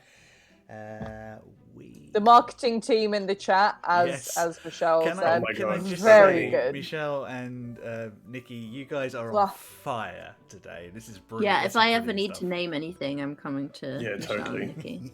Yep. And also, Michelle, you're taking a sort of a Eugene / Theo thing where I keep accidentally calling you Skier. It's okay, they're the same person. It's all fine. Yeah. Right, so before the break, our trio finally ready in their beautiful garments, looking absolutely amazing, stepped out into the early evening air onto their arcane carriage and started making their way through the streets of Cloud's Cairn. And the streets are busy. As I stated before, and I think I'd just remind you that this celebration is not just for the elite and the rich. It trickles down all the way through the streets, and as you pass, you can see people in huge groups singing and dancing, getting drunk in pubs, outside of people's houses. There are street performers and vendors and children running and playing everywhere. Streamers have been handed out with the colours of Cloud's Cairn, the blue and golds. And people are running around and playing, and just the energy is wonderful. It's electric. It's a city that is happy to celebrate itself, and after what the world has gone through recently, the shock and the fear of the return of the AL, it feels like everyone is just letting go and having a moment to breathe and just remember that they're allowed to have fun and enjoy themselves. And I don't think it's too difficult to kind of look around and just see that sort of energy kind of ebbing in through the windows into all of you. And I think all three of you probably have a bit of a smile. So conversation between the three of you carries on as you get closer to the Citadel. It gets more and more panicky as we get closer. You do see the Citadel as you approach from the upper walk through High Spire. You see that it has been brilliantly lit with arcane light, like different colours, moving, shifting, just kind of drawing your attention to all the wonderful decoration and different cultures that have combined to build around this ancient mage tower that came with the island.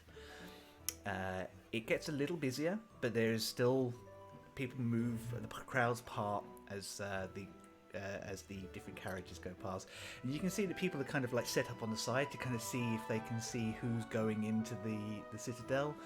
Rock will definitely wave. And there's some kids that wave back and kind of run alongside the carriage. I'll edge Eugene and Aisling. We're like, oh God, wave to people. I'm like, I've definitely brought my glitter staff. I'm just dumping glitter on kids left and right. And that's one of the reasons they're chasing you, because once that's done a couple of times, they are an absolute joy. Well, I tied the two staffs together because I couldn't choose which one. So there's like flowery stuff as well. Flower petals and glitter everywhere. Yes. You are a walking body. Oh, that reminds me. I was going to do this before we left, but we were talking about so many things. Okay. Hold still. And Eugene's going to cast Minor Conjuration, and make a corsage for each of them. So, like, around Aisling's wrist, he, like, conjures, like, a green ribbon with, like, some yellow and green flowers. And for Rock, I assume he's got a lapel somewhere. He makes, like, a single white and almost silver-looking roses. And then purple carnations for me, obviously. Oh. Obviously. That's thank you. That's very sweet of you, Eugene. I think it will only last an hour, but That's Good fine. enough. Long enough to make an Cast it entrance. again, right? Well, yeah, sure, yeah. Good. Right, There you go. You have a staff that makes flowers. You can just. No, this one's a present. Oh, it's special.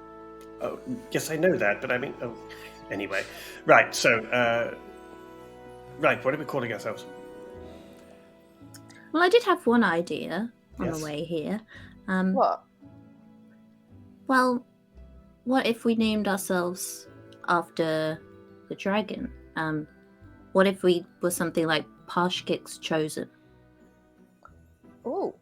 Oh, You're staring at me. It's dumb, isn't it? I knew it was dumb. no, No. I actually think that's a lovely idea. I mean, it's a great loss, and that would be a fitting tribute, I think. And we've got the little mark from him.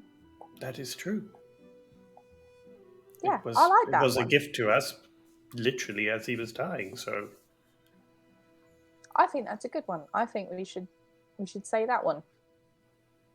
I mean, And we can also- always change it, right? It's Well, not forever.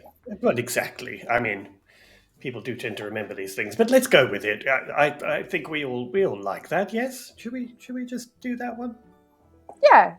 Yeah, I like that one. Well done, Eugene. That's a good Also, one. there's an island named after it, so people will think we have a whole island, which is brilliant. So yes, let's go with that. Amazing. And behind closed doors, we can call ourselves the Arcane Arseholes. No, we certainly can't. Yes. Yes. I didn't hear Rock complain. I just walked off like fist pumping, like, oh yeah. The carriage pulls up over the drawbridge, and you can hear the sound of music and laughter and conversation bubbling over. It pulls into the main courtyard at the front of the citadel, and the door is opened, and the driver helps each of you down in turn. The main courtyard is completely transformed. There are floating flags and banners all over the place.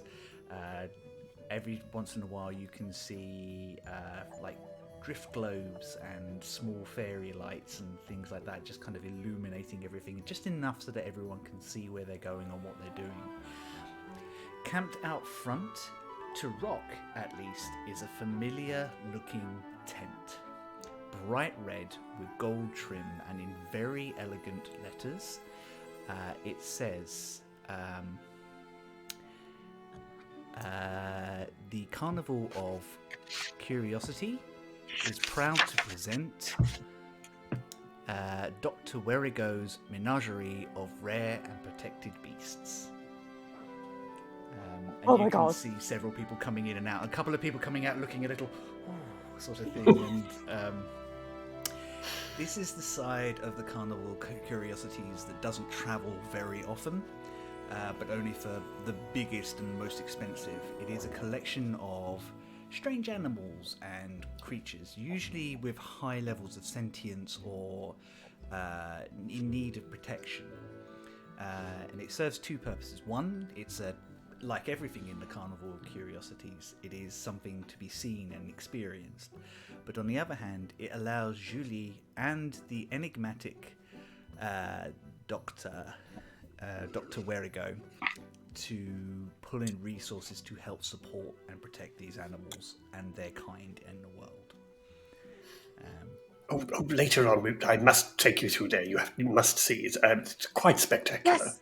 Yes, please. Do we have to do it later? Can we not do it now? Well, no, I think we need to go to the actual ball, but we will definitely come back. I mean, Dr. Werigo's a bit of a weirdo, to be honest, but I mean, it's very, very good-hearted, but it's just, Sounds good. yeah. Also, but- as a sidebar from Charlie, if there's weird noises, that's because Lola's decided to chew her Kong bone right now, and it's very very squeaky.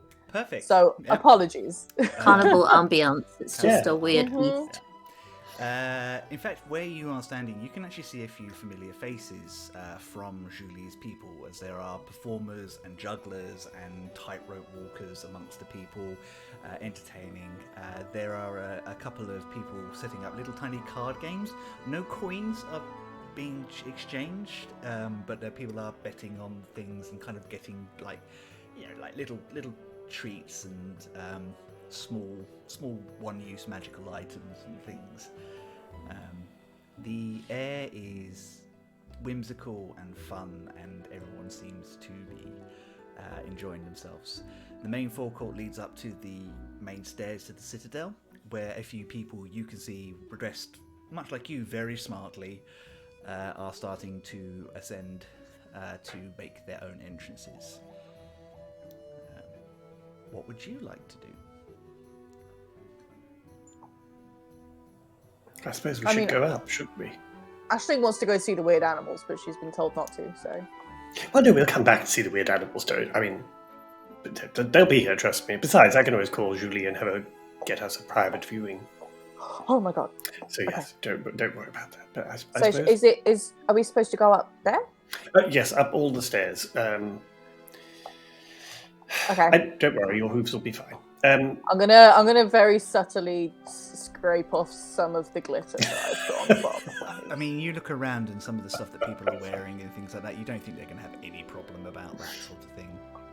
Oh, it was more a practical she would fall on her ass kind of thing. I think if Eugene and Aisling are looking a little sort of nervous about the whole thing, I think Rock will just say, right, well, I think if this is the case, it's about time that we made our entrance and let people see who we are. And I think he will put both his arms out to take each of them on one of them on each side of him. Aisling will really excitedly be like, oh.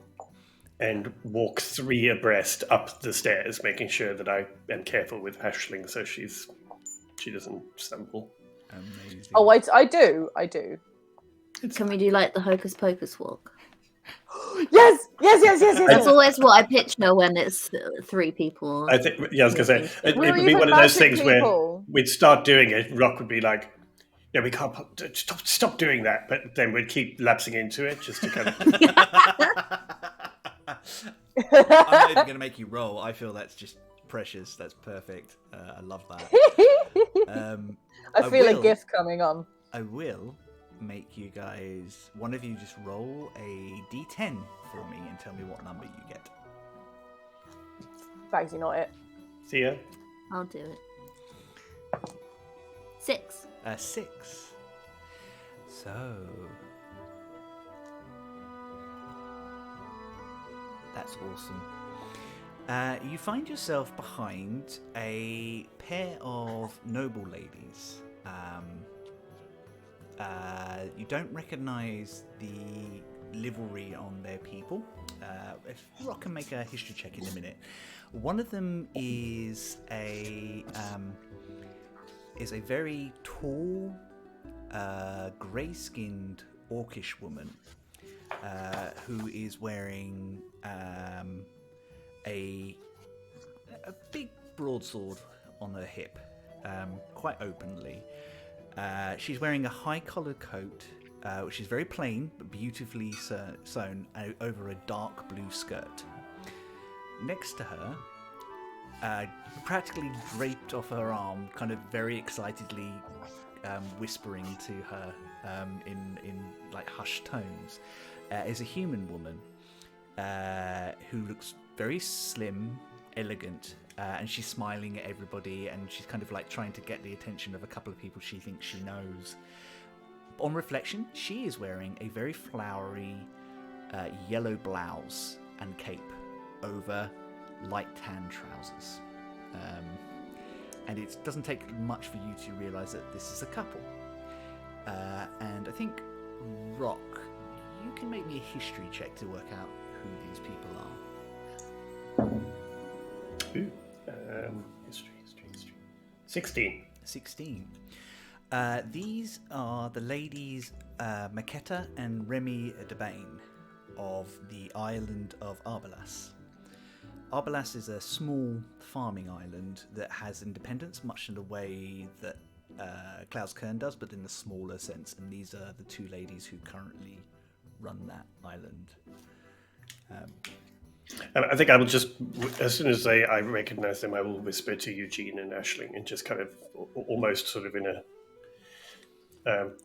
kind of gossip way, and just kind of go, "Oh, these are they run this island. It's mainly farming, but it's very nice, and yes, and they're a couple.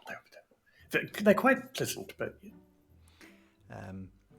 And I think as you're kind of getting approached, because it slows down a little bit as you get closer to the top of the stairs,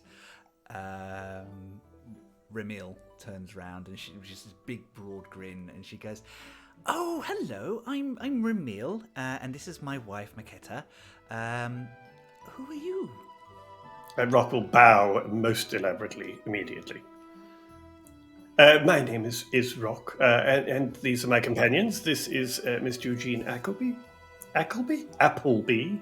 and this is Lady Aisling. Eugene sort of tries to do a bow, but it's not as impressive. Loses his hat. Ramil kind of those names are familiar. And Marketa kind of just puts her hand gently on her shoulder and goes, "They're the champions. They're the reason we're here." She goes, Stop. She goes, "Oh, in that case, I'm highly delighted to meet all of you." And she shakes each of your hands. She goes, "It's like terrible business. Really, really lucky we had you on hand to do something about it." Well, I mean, we just did what we could while because we were there. Yes, but I mean, you're more than welcome for that. Oh, well, I mean, we have to get ourselves announced and enter the main ballroom, at least for a little while. I haven't been to a circus for a long time. I'm very excited. Circus? Yes, the carnival. Outside. The whole thing, Oh, okay. All right, cool. I understand that there is a proceeding of events that we obviously need to go to for these things, but I haven't... And Marquez just kind of gently taps her arm. She goes, "We don't get out much these days. Travel is expensive, and we have a community to look forward to, so this is something of a luxury for us." But the carnival I've never done anything like this. They don't need to know. The carnival is quite spectacular. You really should make the time to go and see the carnival. And to be honest, it will be far more interesting than what happens inside. And Marquetta just kind of picks up on what Aisling was saying a little bit, and she just kind of leans in. She's a big woman, so at first you think she's looming, and then you realise she's being conspiratorial. She goes, "The key is none of it matters.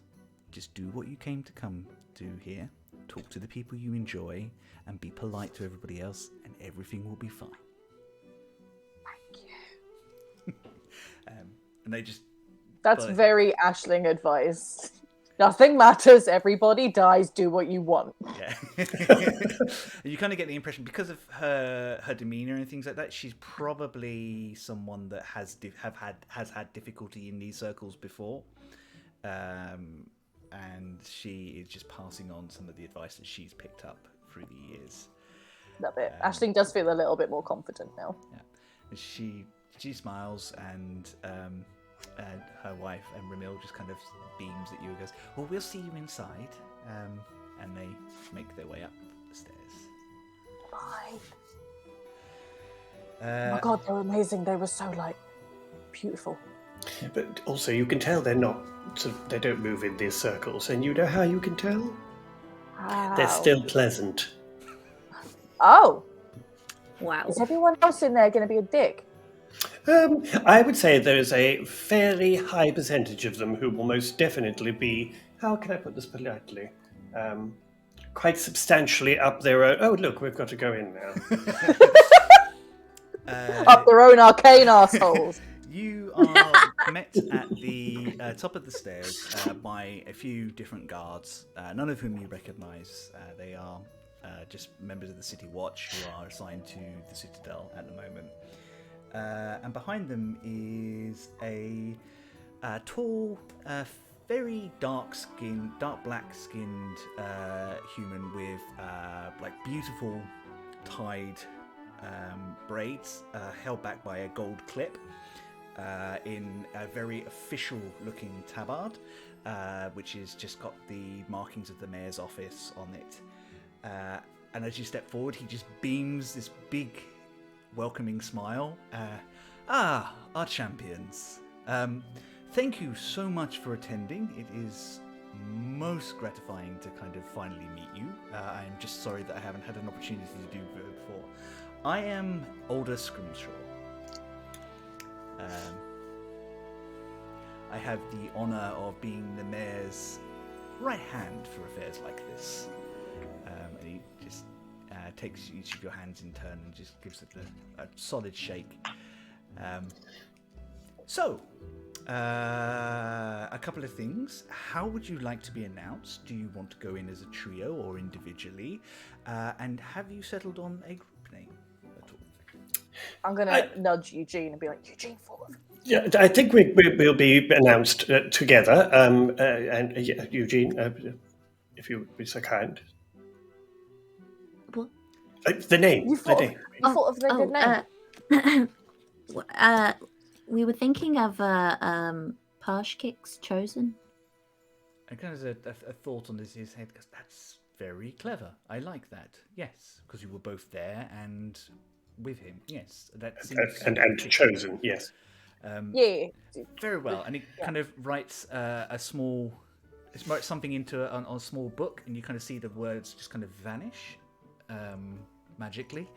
And behind him, you kind of see there's a little soft glow, and about 10 foot away, on the other side of the doors, is a well-built Kenku who reads what is on there, and they kind of have an official livery, and you can see that they're reading and right how to go, and as you kind of pay attention to them, you hear them announce in broad, very loud voice,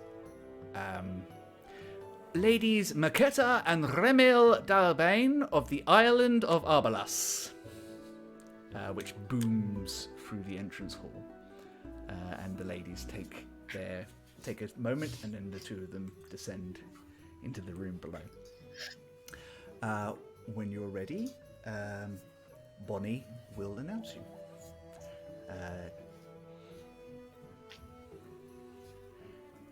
Are you ready? Everyone, you ready? Aisling, you ready? Yes. Good. Yes, I think we are ready. Roxy immediately going to just lapse into complete fuss mode and kind of like straighten Eugene's bow tie and tie, and sort of, not quite that bad, but close. The brushing glitter off Aisling's sort of off her No, lip. that's there on purpose. No, it was in the. Fine, never mind. Just straight. I think Eugene and Aisling kind of do catch a sort of slight grin on Alder's face. He's seen this from all sorts of people over the years. And he just steps by and goes, "It was a real pleasure to meet you. I hope to see you again soon." Thank you. It's very kind of you. As you step through the main entrance, you're going to step into a larger open area, which is, of course, is normally the entrance hall. This has been redecorated. All the furniture has been moved out. There are small groups of people standing around chatting. You can see serving staff drifting back and forth with canopies and drinks, and some of them taking orders and things like that. As you step up to Bonnie, Bonnie clacks their beak a couple of times, and then in a very different voice says, "Well, hello, it is the champions. Wonderful to meet you." And she hands you each a small sheet of paper, which is folded up into a nice little scroll. She goes, "The proceedings for tonight, should you need it. There are a couple of events that we would like you to be present for." And you kind of have a glance over, and you can see that at the moment it's the introductions. Arrivals, introductions, and welcoming drinks in the main hall and gardens. So once you've been introduced, you can go back outside if you wish to. Then there is an official address by the Honourable Mayor of Cloudskern, Rebecca Ryder, followed by an address of our most honoured guests from the Isle of Parshkik, and official recognition of those who took part in its liberation. And Bonnie kind of taps a bit, because absolutely imperative you're there for that bit if you can, please. I mean, like, the name, it would be a bit not great if we called ourselves what we're calling ourselves and didn't rock up for that bit. So exactly. After that, it says the dance floor will open and the side chambers will be available for conversation and business. And then after that, it says... as she says that, I'm just going to whisper to Aisling and just go, That means gossip. I think there's a kind of a smirk on this Kenku's mouth, on this Kenku's face as you kind of say that. And after that, it's the Carnival of Curiosities will be proud to present the telling of the Lady Sage and the Free Chalice. Which Story is time. a Story time. play being put on by Julie's people. Story time. Then further dancing, fireworks, and close the festivities. Damn, this sounds good. It sounds like a very pleasant evening. If you are ready, I will announce you. Do we have to do I'm Bonnie, do we have to do anything? Just allow people to watch you for a second, and then descend the stairs. Do we have to like pose or anything? I wouldn't advise it, but you must do what you are comfortable with. We don't need to pose, but Okay. It's just giving people a chance to recognise who you are, so that they can come and talk to you later. also, Aisling, I mean, you look fantastic. Just let them take it all in, dear. Let them bask in your glory. All of this. All of this. Amazing. All right, she's going to go full Bob the Drag Queen then and stand at the top of the stairs. Walk into the room first. And Bonnie steps forward, and in a completely different voice that booms around the room, they say, my leaders, gentlefolk, and all sentients present, may I kindly present to you the champions of Klaus Kern, Aisling, Eugene Appleby, and Master Rock, better known as Parshkik's Chosen. And there's a moment of silence, and a kind of like a peal of applause sort of starts coming through a few different centres, and you can make your way down the stairs. Rock is going to let Aisling and Eugene sort of step forward first and go ahead of him a little bit. I think Aisling's a little bit frozen and she's waiting for Eugene to move first, and then she's like, That's why Rock is going to push them ahead. Eugene's gonna 'Cause I walk have no very concept. carefully down the stairs. I did not know how long we were supposed to tripping. wait, because Bonnie said to wait, and I was like, does that mean 10 minutes? 1 Mississippi, 2 Mississippi, 3 Mississippi. I think Rock waits for the kind of the accepted level of time before it starts your kind of holding up proceedings, and then just gently pushes the pair of you into the small of the back. Okay. And I'll make sure my arm is there if Aisling needs it on these steps. When Aisling needs it. I would like you all to make a perception check as you descend. Oh, the thank stairs. God. I thought you were going to say dexterity. Perception. And these are quite Yes. broad steps. I don't think Aisling has any problems on these. Yeah, they're still made of marble. They're slippery. Yup. 12 from me. 12, 11. 11, 24. 24.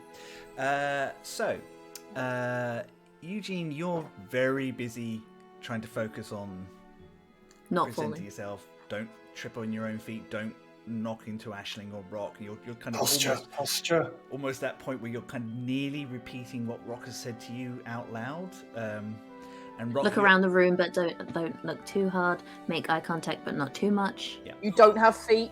Yep. You don't have feet. I don't have No feet. And Rock is, unfortunately, you are distracted by keeping Eugene poised and comfortable. Aisling, however, you see some friendly faces towards the back. You see, looking up at you with big grins and smiles, the residents of Parshkik. Particularly, you see. Sorry, hang on 1 second. Many notes. Countess Sothis Hern Vesherin, standing off to one side, her half-dragon form standing a good head and a half above most people.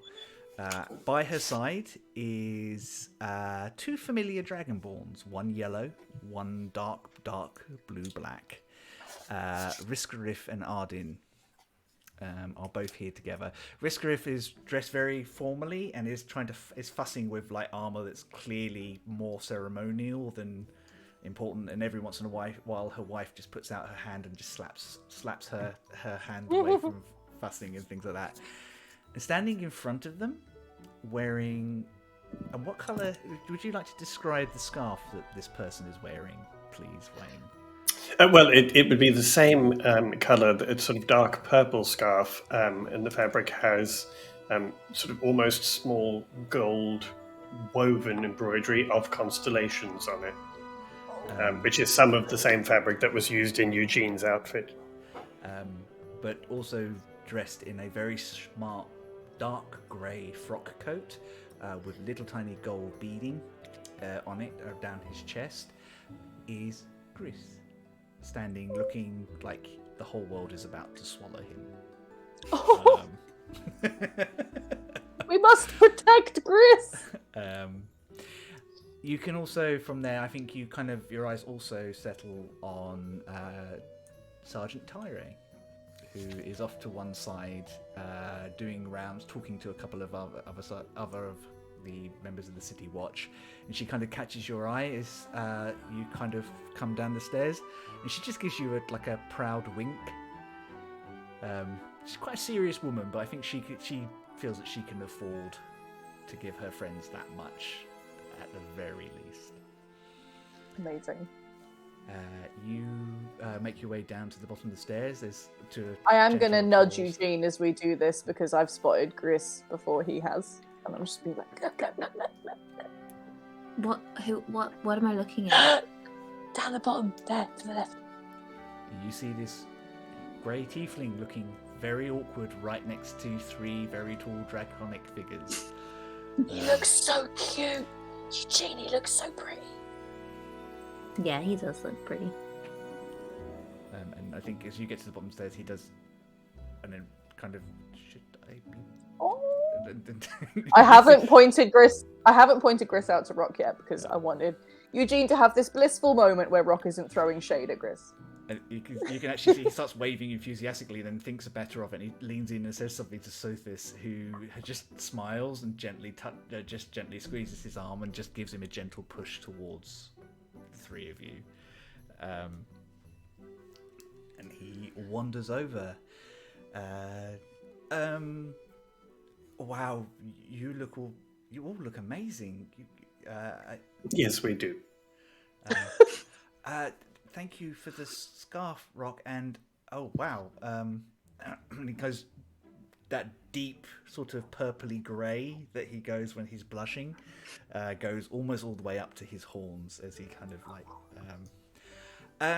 Rock also suggested, and I think it was a good idea, and kind of pulls out like a little purple rose and offers it to Eugene. Eugene also blushes and takes it. Rock, I'm just going to say, Master Gristle, it's very nice to see you. Yeah. As I said in my note, if you're going to be here with Master Eugene, you should at least try and look as good as he does. So you're very welcome. Now, if you'll excuse me, I have important people to talk to. Gris is kind of left at this moment. Hemlock. Okay. My surname is Hemlock. So low. I remembered it. Oh! That's cute. Yeah. Grease Hemlock at your service. Came back shortly after you left the island, actually. Lots of people's memories. It was really interesting, actually. So many people went, I'm doing that thing where I talk and I'm not listening and I need to listen more. I'll listen. I'm going to go. Aisling sort of toddles off. In Aisling's head, she hears Rock, who just says, still Gristle. Gristle Hemlock. Oh, dear. So there are lots of different people coming. I think different people being announced. Are you listening for who is being announced into the parlour? Rock is definitely listening. So, coming up behind you, you find there's a bit of a pause, a bit longer than normal. And you're trying to work out why that might be. You kind of see these sort of two groups at the top, and there seems to be some sort of discussion going on. And then something is sorted out, and Bonnie steps to the front and says in that booming voice that they are mimicking, on behalf of Her Radiant Majesty Emeris Declane the Fifth, Glory of the Living Flame and all her lands, Sir Rickard Malthian, Knight of the Iron Crown, Ambassador to the Free Nations. Lady Ilsin Meyer, High Mage to the Madrin School of High Magics, and Abir Galsin, Master of Histories from the Thessaline University and Senator of Thessaline.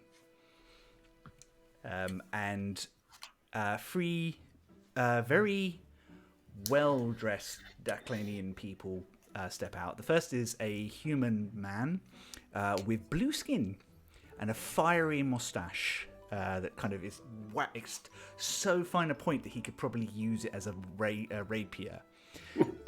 He wears a yellow and cream doublet under a gold pauldron displaying the house symbols of 3 griffins on the field of wheat. With him is a bespectacled woman, mousy hair, bit untidy, in a feathery robe, which is kind of a little ill-fitting for the rest of her aesthetic, holding a long ash staff. From a high mage of her caliber, you would expect someone to be cool and unapproachable, but she looks like she's about to giggle with glee. She's looking around the room all over the place. Aisling wants to hang out with her. Finally is, in a thigh-length coat and a mortarboard hat, is a gnome wearing the deepest blue silver-trimmed mortarboard and a very heavy tome tucked under one arm. Every once in a while he hears something and you see him sketch or write something down as if he's recording the night as much as he is enjoying it. Oh my god, he's keeping the minutes. You guys haven't really met anyone from Daklan yet. You know that your neighbours to the southeast keep to themselves, do trade through Cloud's Kern a lot, consider themselves the original nation of the Scattered Lands. High in magics, high in nobility. High in ego. Very high in ego. They consider themselves slightly, almost as much as the Empire consider themselves better than everybody else. The other group that comes directly behind them, representing the Ashur Thalassocracy, High Admiral Mossy Dillweed. You see a mossy green furball with lilac hair and a generous beard, bedecked in small charms and chains. Wearing a fine wool coat in the style of a buccaneer, and with a ceremonial rapier tied to his side, decorated with the finest filigree, and the biggest hat that a man of his size could sensibly get away with wearing. Behind him, leader of trade, Ilgwith Mard. You see a city folk person, non-binary, definitely clear elf and goblin traits. Ilgwith is wearing a simple grey jacket and pants tied firmly to their quite a bulky form. Very plain looking, but tied together with this big red sash, and finished off with shoes the same colour, and little tiny ribbons tied through her big, thick, black curly hair. And High Captain Lester Stonecross is a human man in a green doublet and loose trousers of sandy brown, touched with cream panelling and detailing. Lester is completely unremarkable compared to the other 2 people he's with. And you, Rock, give me a quick insight check. Oh yeah. Unnatural 20. Unnatural 20, dirty 20. Unnatural 20. He, as soon as eyes shift off him, he steps into Mossy's shadow, almost like he doesn't really want people to pay too much attention to him. This is a man who's very used to using the fact that he's completely unremarkable to go unnoticed. And you kind of gather with that insight check the reason that there was a bit of a tussle is because these two groups both thought they were more important and were discussing who should go in first or not. Yeah, sounds about right. Obviously, with an actual leader of a nation, the people from Ashore got priority. Is there anything you'd like to do, guys? You are able to stay in this room and sort of see who's about and talk to people, grab some food and drink, or you can go back out into the gardens via one of the side entrances, which are like clearly marked, to go and see what's happening with the jugglers and the entertainers. I think I would. Rock would probably like to go over and speak to Rebecca if she's available, but otherwise Sothis and Riskarith and Arden. Rebecca is not available at the moment. You probably imagine she's probably preparing everything internally. However, the representative of Parshkik, you kind of like. There's a few people who go up and introduce themselves initially. You see this sorry.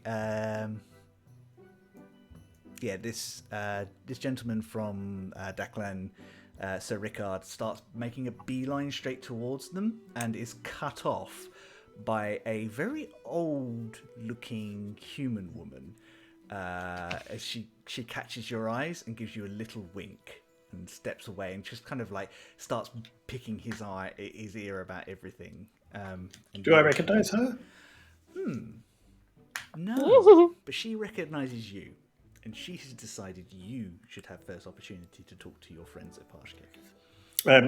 I will just give her a sort of very subtle nod, and then head over to Parshkik. You don't recognise her, but you know her sort. She is an older lady. She has been doing this game for a long time, and she knows how to play the people. And she has decided that she is on your side for now. Fair enough.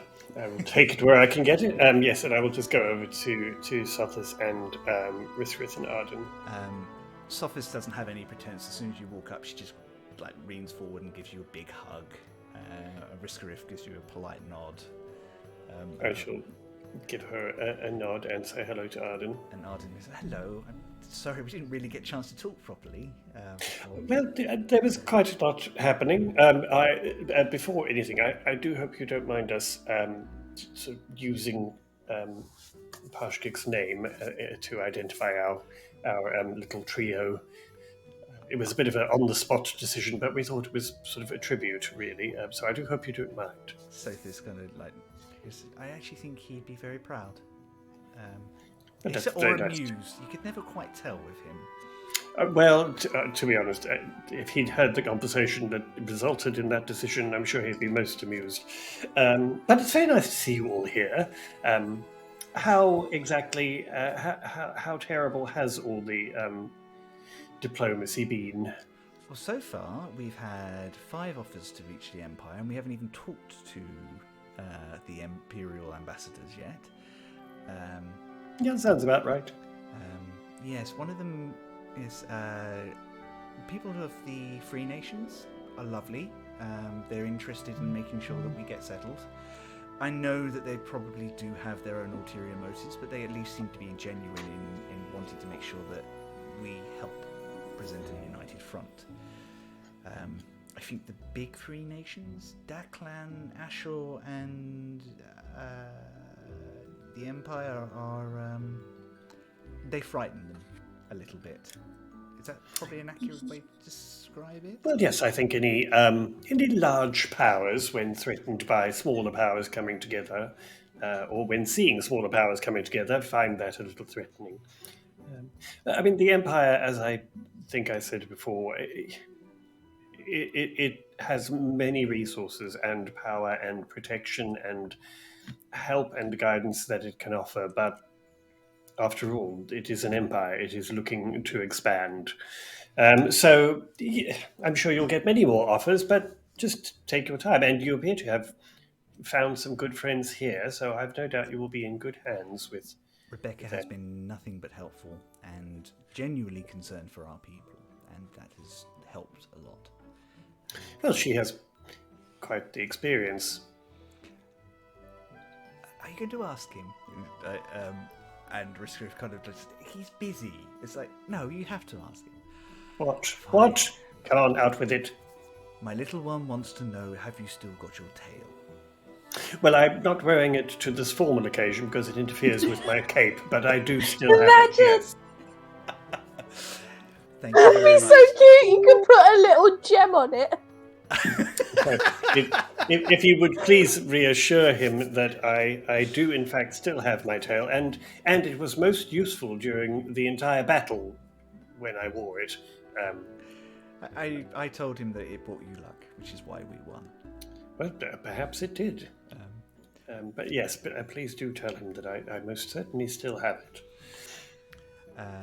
Amazing. And you guys can engage in a little bit of small talk and that. I am going to shift over to Eugene now, who is probably standing slightly awkwardly with Chris, who's... I hope I'm not interrupting or imposing. I really wanted to see you. Oh God, no, you're not interrupting. I have no idea what I'm supposed to be doing, and honestly, it's nice to have someone to stand next to and look like I'm doing something.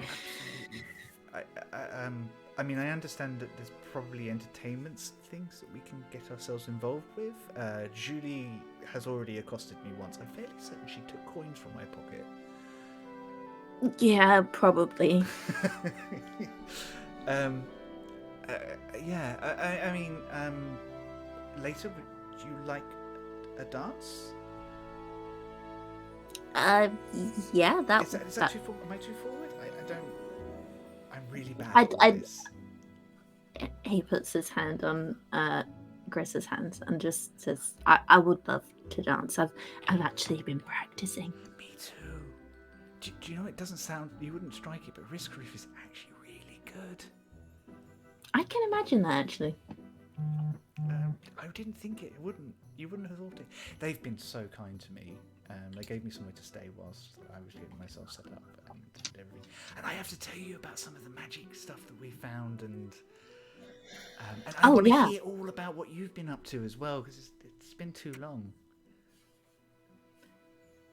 What have I been up to? Oh, I have a house now.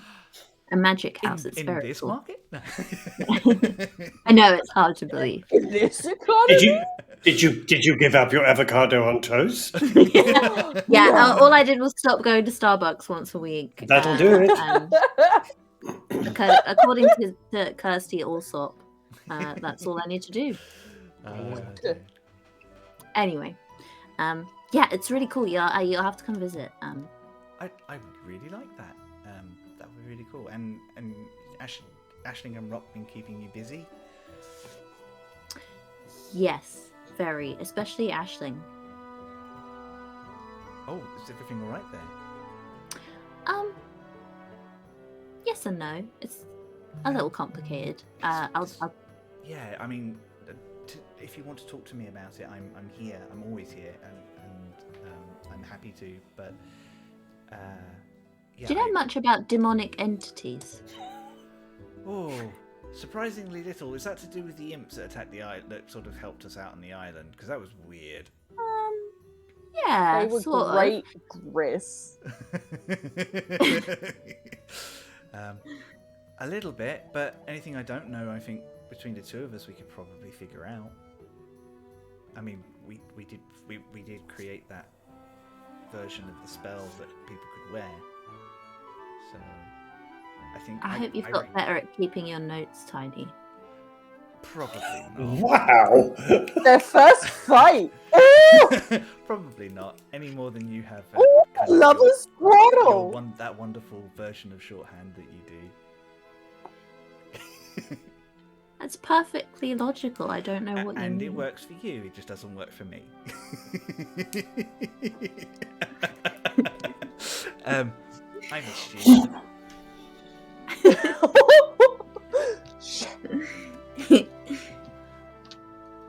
Yeah, we should definitely put our heads together.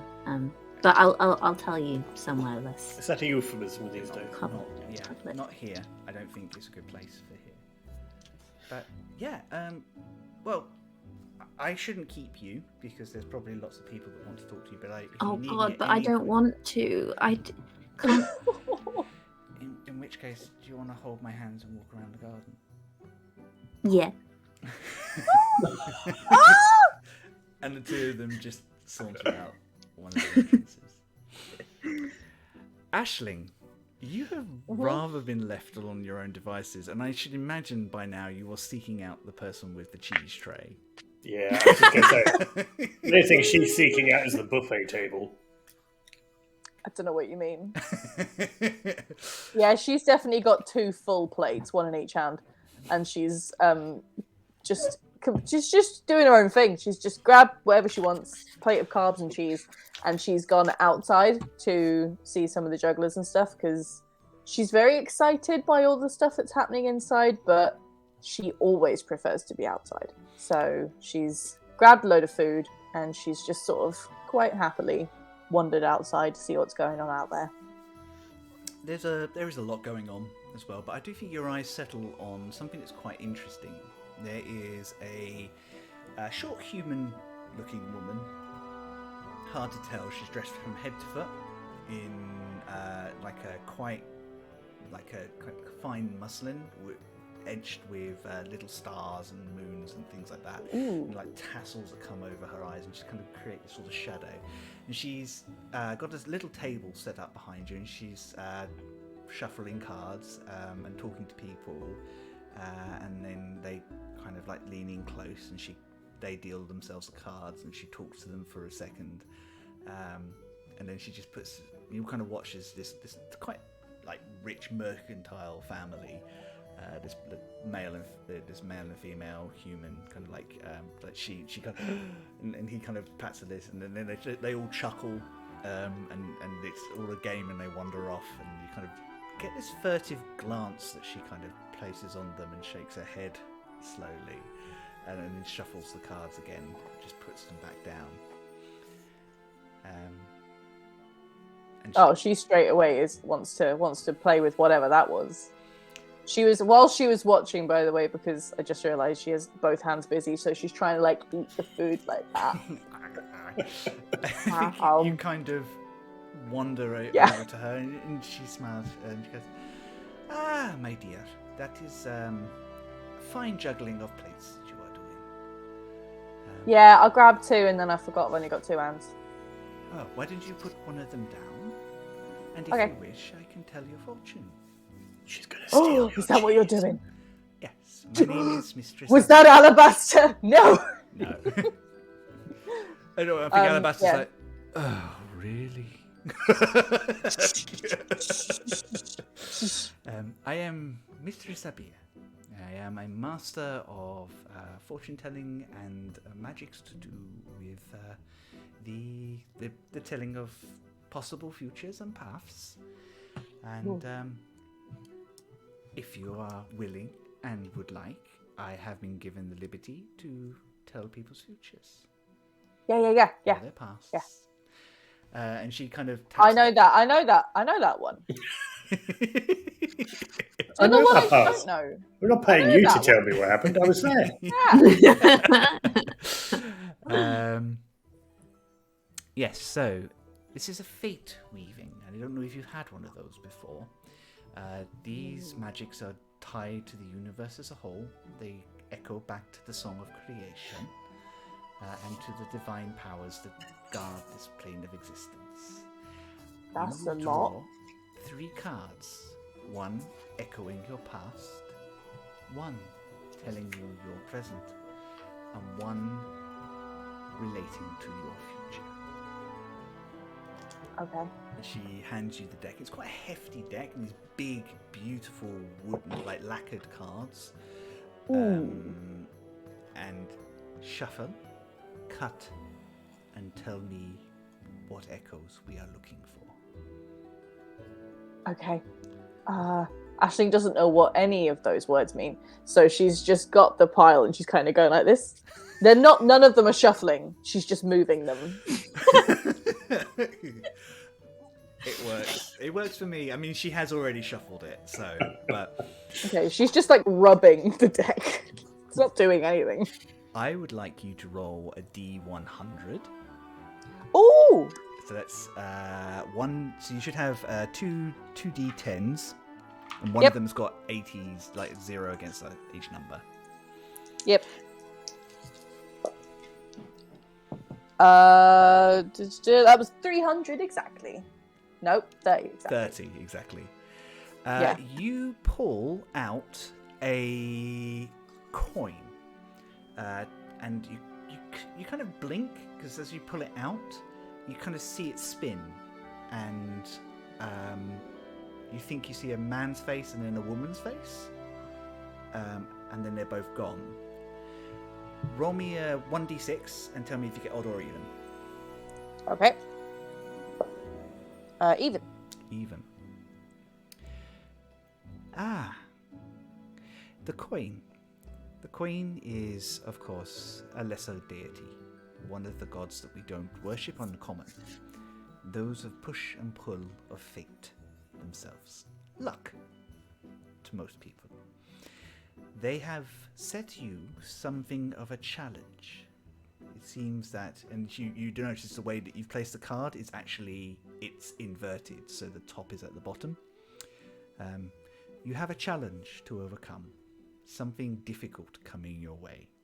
In your past, maybe. Something related to what is happening to you. Something you don't have an answer for that has left you ill-fated. But it's something that don't worry about that, though, because that means it could be something that you will grow stronger from. Pull out She's trying so hard not to be like, it's the box, right? Because Eugene told her not to talk about the box. So she's, yeah. Pull your present, please. So roll D100 for me again. Okay. 38. 38. Like the 30s. Nice. You pick out a card that has a single glimmering gem, and as you kind of look at it, you think you see it spin ever so slightly and see your own reflection in it before it settles. Roll me odd or even to see if it is inverted or not. Even again. Even. It is inverted. The Ace of Gems. Power, magical and mystical. Strength and growth. But possibly unwanted or unneeded. Careful with this power. It holds its own fate and its own voice. Make sure it doesn't hold you. And for your future, if you dare. I do dare. Double dog dare you. Oh! 21. 21. Aha! You pull out. Let me know if it's inverted or not. Oh, yep. Yep. Odd or even. Even again. Even again, inverted. Interesting. You set before you the upside down, a man in a long hooded robe who you can just make the chin out. And in one hand is a long staff, and the other is held up. It's like a flame that kind of just sits beneath his chin, lighting up. And as you kind of set it down, you swear you see it flicker, and the star and movement behind there. This is the symbol of the Wisdom Keeper, the god of knowledge. But inverted like this, it means that you will not learn a lesson immediately. Be wary of the truths that you are told, or you will miss the things that will guide you to where you need to be. Okay. And she kind of just grabs your hand, not forcefully, but just like gently holds your hand for a second. She goes, "This fate is still in your own shaping, but if you are not careful, it might lead somewhere dark. But I have faith in you, and you should have faith in yourself. And after all, this is just a child's game, isn't it?" It is, Yeah, absolutely. I mean, who can truly predict the future? Well, you. You're not entirely certain. You kind of catch a slight wink as she kind of sets things up for the next. Just whatever it is, do not let it ruin your evening. Have fun. Okay. Thanks. Who can really tell the future? You literally called yourself a master of telling the future. Like, you kind of Yep. Well, you can have an insight check as you walk away if you like. I don't know if she would. Ooh, Aisling. I don't think she's going to be thinking too much into that, but she will be on the edge of an existential crisis as she walks off. At all times. For at least the next. I'm at in least danger, the next 30 but I'm seconds. not in danger. But everything's fine, but it's not if I don't pay attention. What do I pay attention to? Oh God, is it happening now? So the general sense is that what she's getting is that something from your past is giving you power that you may not be able to control, and you need to watch yourself, or it will take you somewhere dark. Okay. Cool. She'll grab her plates and carry on wandering around, thinking about the cryptic, spooky stuff. Make me a general perception check. Presumption. Perception check. Da-da-da. Very nice. Oh, very nice. 26. 26.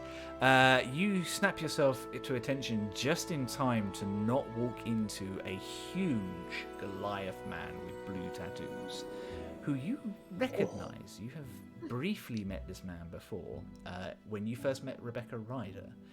And he kind of looks down at you and goes, "That's a lot of cheese." Do you want some? Sure. So, Right. big meaty hand just takes a few, not much, just a couple, just kind of like, you're one of the 3 heroes, aren't you? Yeah. Yeah, we're called Page Cook's Chosen now. I think that's pretty good. Eugene thought of it. Nice. Yeah. Ulf Fundensen, head of Giant's Call. Do I remember that we've met? You do. You met him the same day because he's quite an imposing figure. Rebecca was negotiating a meeting between him and Auntie Needles when you first met Rebecca. Okay. And it seemed to go very well. And he's just, and you kind of get this energy from him that he's not rude or aggressive. He's just very monosyllabic. It just doesn't say a lot. Like, says what needs to be said. Cool. It's like the opposite of Aisling. Yeah. Okay. You're right at this. Pie. I mean, I don't know. I kind of went through the main bit pretty quick. I wanted to get out of here. Grub's alright. There's a whole table of cheese-based things. Try. It kind of looks a little bit. They do these little honey pastries. Try them. Really good. Won't regret it. Okay. All right. I'll grab a load of them. Hey, you having a good time? I can never really tell. Looking for Auntie Needles. Got a chat with her later, but it's all right. Got to come to these things once in a while. Otherwise, got to You've send been another before. kid. Yeah. Part of being a leader. Oh, really? Morag Does does that it mean better we're... than me. Oh, okay. What do See, you have to do while you're here? Talk to politicians about what we can dig up in the quarry. Stuff like that. Oh, Boring. yeah. Much That rather doesn't be sound good at drinking all. or fighting. Yeah. Mm. Did you see that Daklang guy? You reckon he knows how to use that weapon?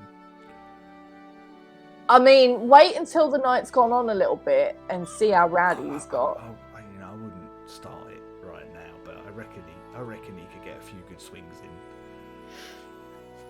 Okay, I'm not gonna advocate for that because I'm supposed to be like one of the. I've got a badge, you see. Yeah.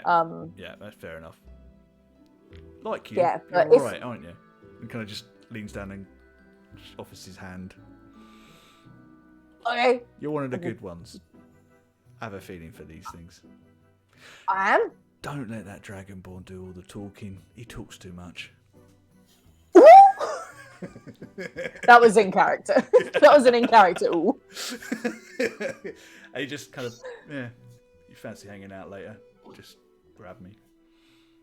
Okay, nice one. I'll be able to spot you. Yeah.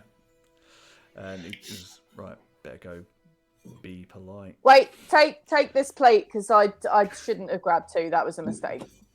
Good icebreaker, though. And he wanders off. I like him. So, the evening continues. You find yourself in, like, I think, Eugene, you have a lovely walk around the outside and things. I think you probably even see this exchange with Aisling as you're coming out. But she seems to handle herself fine, so you don't need to get involved. And you and Grease kind of do things. You play a couple of games and things like that. Turns out the two of you are spectacularly terrible at throwing balls in nets and things. Who knew? Who knew? Yeah. Gosh, how They're not unexpected. sporty. Who What? could have predicted?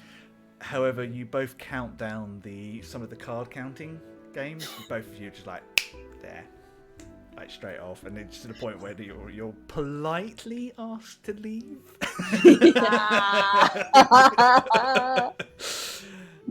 You got in trouble quicker than Aisling did. That's impressive. Rock, I think you spend some time with the residents of Parshkik Island and have a chat and a catch up and just find out a few things about how the island is doing at the moment and that. And they're very pleased, but they don't want to hold you because obviously there will be lots of people who want to talk to the heroes as much as people who are almost waiting to leap in as soon as you kind of disengage. And there is one thing one thing I would like to do at some point is I would like to maneuver my way to be near the people from Daklan. If not actively engaged with them, but near them. And basically, I want to eavesdrop on them. Awesome. And I think they're... Hey, drop no Eve, sir. Hey, drop no they are talking to a couple of people from Vadarak, the City of Wonders, and it's roll a perception and a check for me. I won't make you stealth because there's enough people that you don't really need to worry about them. I think people are aware. That's okay. Perception is an 18. An 18. Yes. They are talking to Ishimrad, the Master of Coin, about funding shipments through Daklan into other parts of the nation. In fact, trying to build a trade route with Ashur without either side having to officially declare a trade agreement. It's the sort of thing that, like, because officially they don't want to be seen to be siding with one another because it will tick the Empire off. So it looks like they're doing it through different routes and things like that to make sure that trade flows, that coin flows between the two great nations. But the Empire can't sit and go, "You're ganging up on us. We're going to start a war." So cleverly done, and you kind of get the impression not Sir Rickard. Sir Rickard is pretty much what you paint him to be. He is loud, unapologetic, funny, very charming, but he's better at the whole being seen. He's the person that they use to see. The actual cleverness comes from Abir Gelston, the Master of Histories, who has like a lightning sharp mind. He's the sort of person Eugene would absolutely enjoy talking to. And every single third word is loaded with something. As you are doing that, there is a gentle tug on your sleeve, and you turn to see a slim human woman dressed in like plain dark greys with the symbol of the Empire. If it pleases Master Iskarok, Lady Kiki would like to have a word.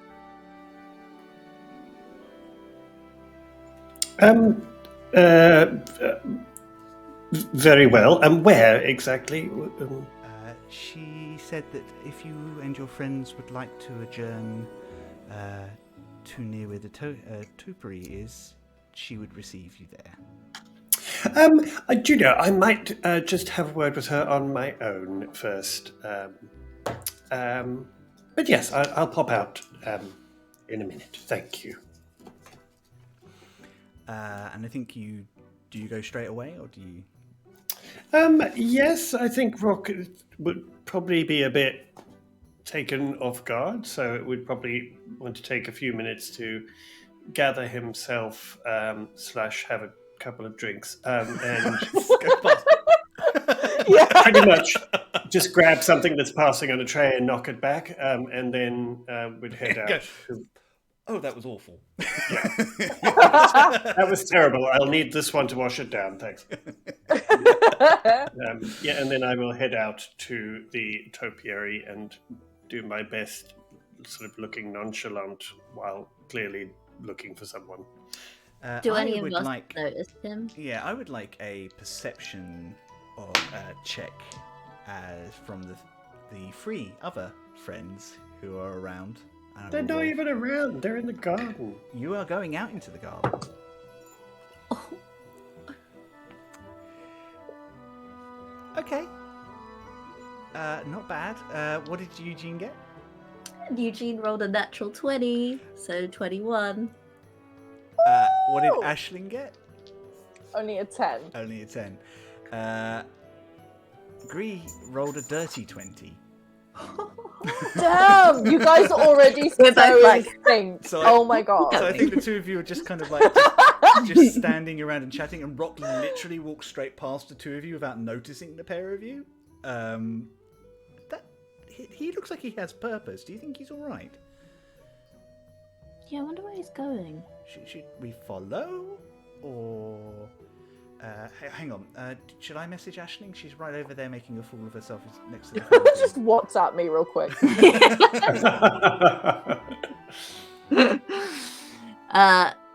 Yeah, I'll send a message to Aisling. Psst, Aisling, Rock's going somewhere without us. What? I'm gonna follow him. I'll tell you if it's something juicy. Okay. I look around to see if I can see where these guys are. What? So you kind of look around and look like... So many voices in my head. Oh god! I think you're kind of looking around. To the right, Aisling, for goodness sake. Oh, Jesus, right, it's you now. Okay. Oh. I mean, Aisling must be getting tired of all these voices in her head. Yep. Can you just not get 5 minutes peace and quiet? Yeah, I need to be able to mute them at some point. Yeah. Can we try to follow Rock at like a fair distance? Yeah, I think a comfortable distance. Are you two of you trying to be stealthy? Yeah, I think so. Okay, so two of you roll stealth. Okay.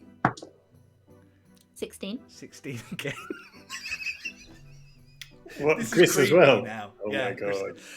Oh my god, you're so insane. Wayne, would you like to roll a perception check? I think it's fair to say Rock is probably doing this at disadvantage right now because his brain's all over the place. Although he's definitely trying not to be seen, so I think he would be cautious.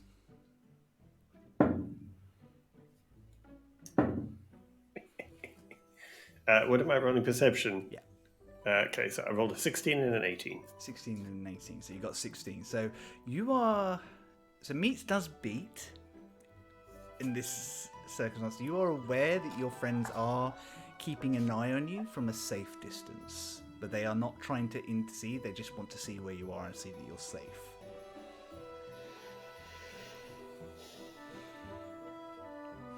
As soon as I notice them, I will literally turn around and walk straight up to them. Oh, busted. Why are you following me? Where you headed? I'm actually going to see someone who asked for a private meeting. We were With just, you? yeah. It's just that when we saw you, you look like you'd seen a ghost. To be fair. Well, no, it's an old friend, and I was very much not expecting it. Okay. So who is it? It's none of your business. All right. Keep your secret. But I will introduce you. I would very much like to see them for a moment on my own, but I will introduce you, I promise you. Well, wait. Two here. Lord of the Rings quotes in one second. I was just gonna say, you're 2 down. You're on fire today. You're doing good. Shall we wait around here? We kind of got Aisling to stay over there for a minute. Oh, good lord, why is there so much fuss and conspiracy? You could have just asked me who I was going to see. Who are you Well, going you to were- see? You were acting all shifty. But I told you I will introduce you, but I would like a moment with them on my own. Okay, All right. fine. Fine. We'll be Aisling just around yells, "What's happening?" Oh, dear God. Oh, message Ashley. He's I going know. to see someone. He's being a bit weird about it, but he said he'd introduce us later. Who? Oh wait, I say it in my head. In Who? your head, in your head. I can hear you. Who? I don't know, he wouldn't say, but he said he'd introduce us, so. Ugh. I go back to watching the jugglers. Can I go now, or would you like to leopard crawl after me? I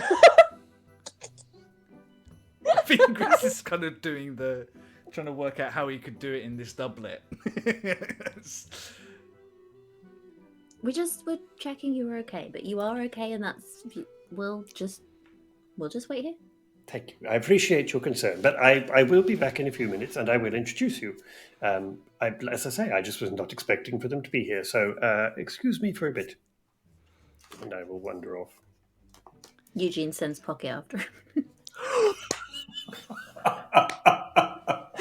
Yep. What? As a rat. As a rat. Is he back in rat form at the moment? Well, now he is, yeah. Okay. Still got a bow tie? Oh, yeah, of course. Yeah, totally. So rat. And a little top hat. Excellent. So a little rat scurries down Eugene's leg and into the underbrush after Rock has kind of marched away. Rock and then Eugene, you will see this as well. You head over to the topiary. It is a well-lit area. There are 2 figures sitting there, both of whom you recognise. The first one, a human with slightly pointed ears, kind of indicating at some point there was an elven history in there, has a short bobbed hair,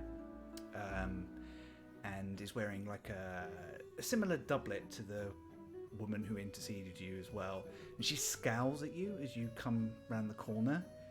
And as you get closer, she marches up to you and punches you on the arm.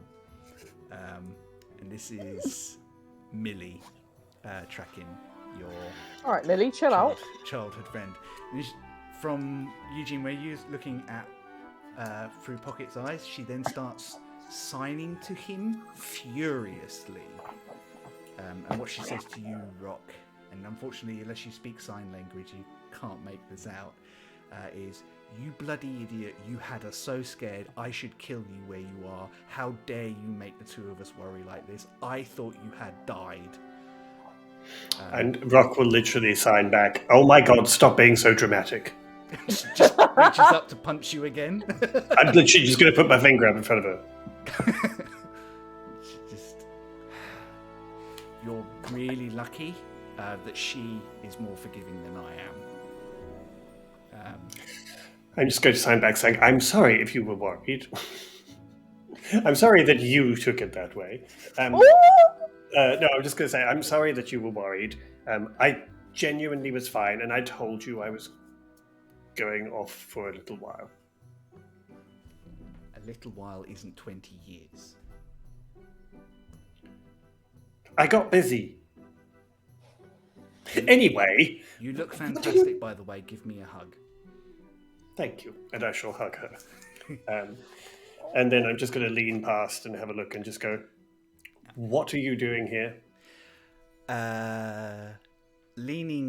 Sitting on a stone bench is a elegant, taller than rock, white-scaled Dragonborn with little tiny emerald flecks through horns that are much like rocks, but ever so slightly longer and just curling back. Deep green emerald eyes,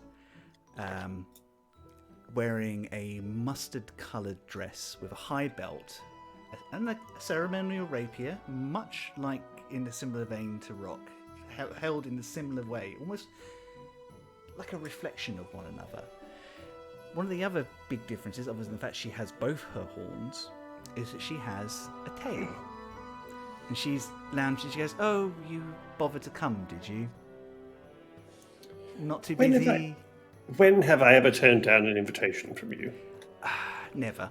Well, I mean, there was that whole not coming back for my 16th birthday, but we'll let that pass because we know you were running away from Mum and Dad.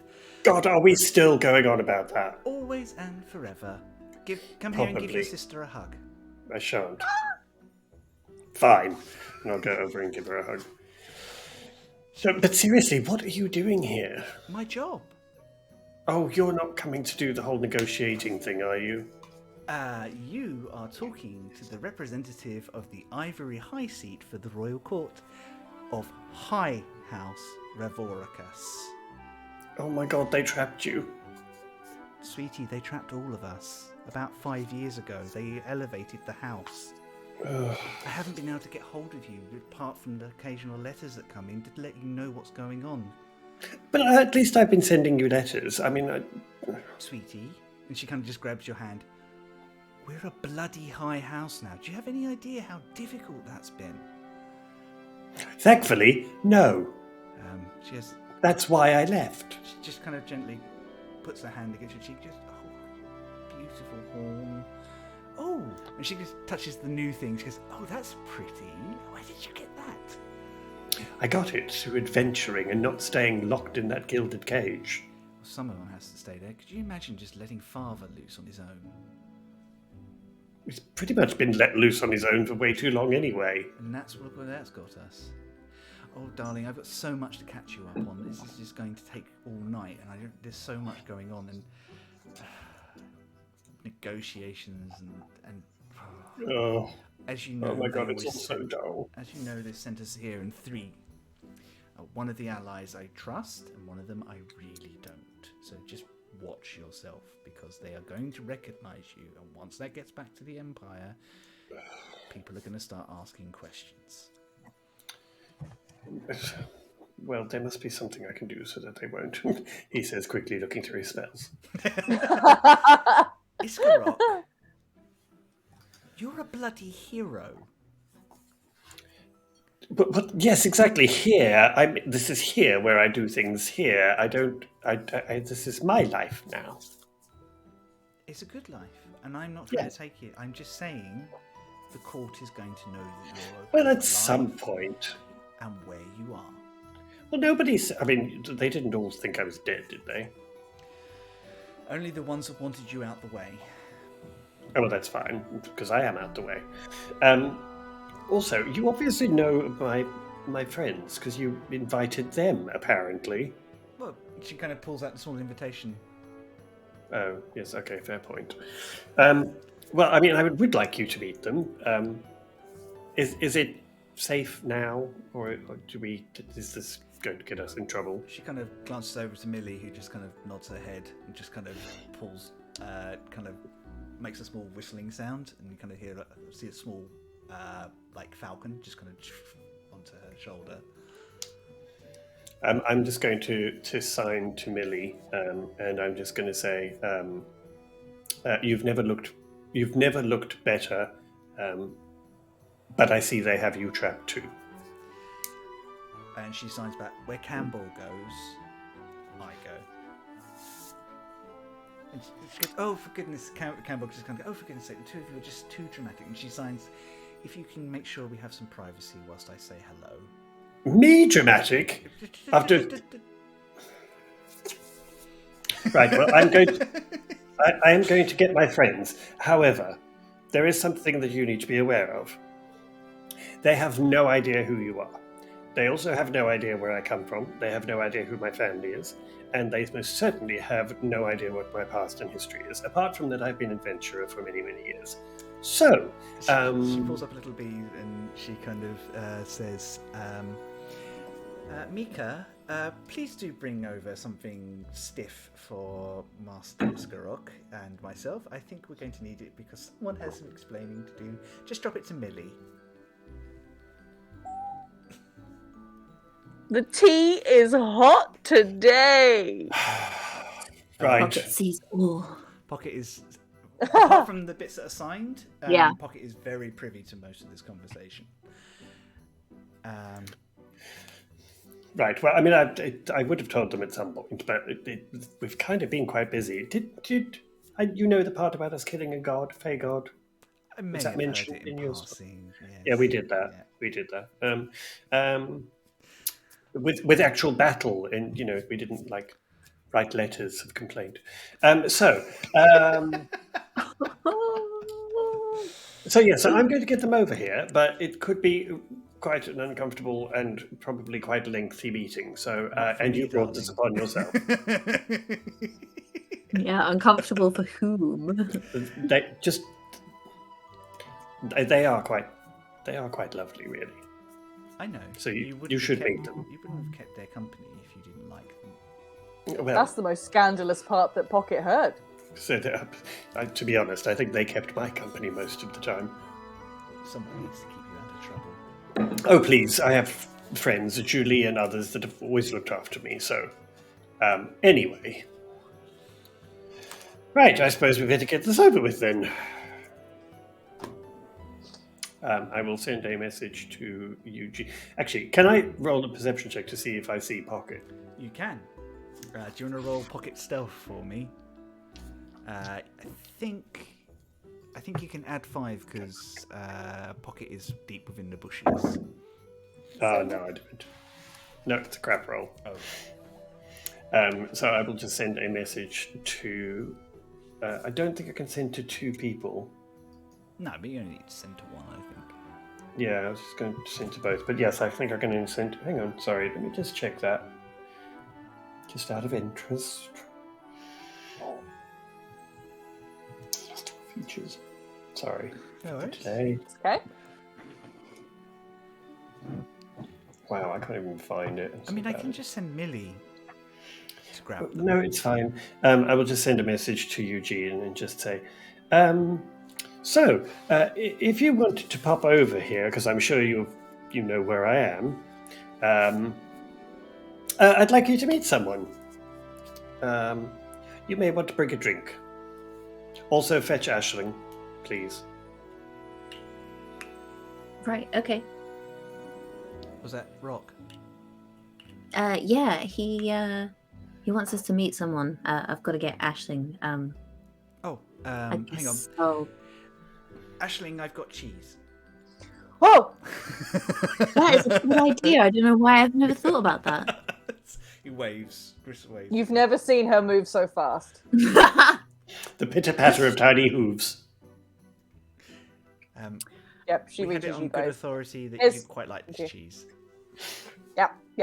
It's a good. We've got to go meet someone. Rock wants us to meet someone. Oh.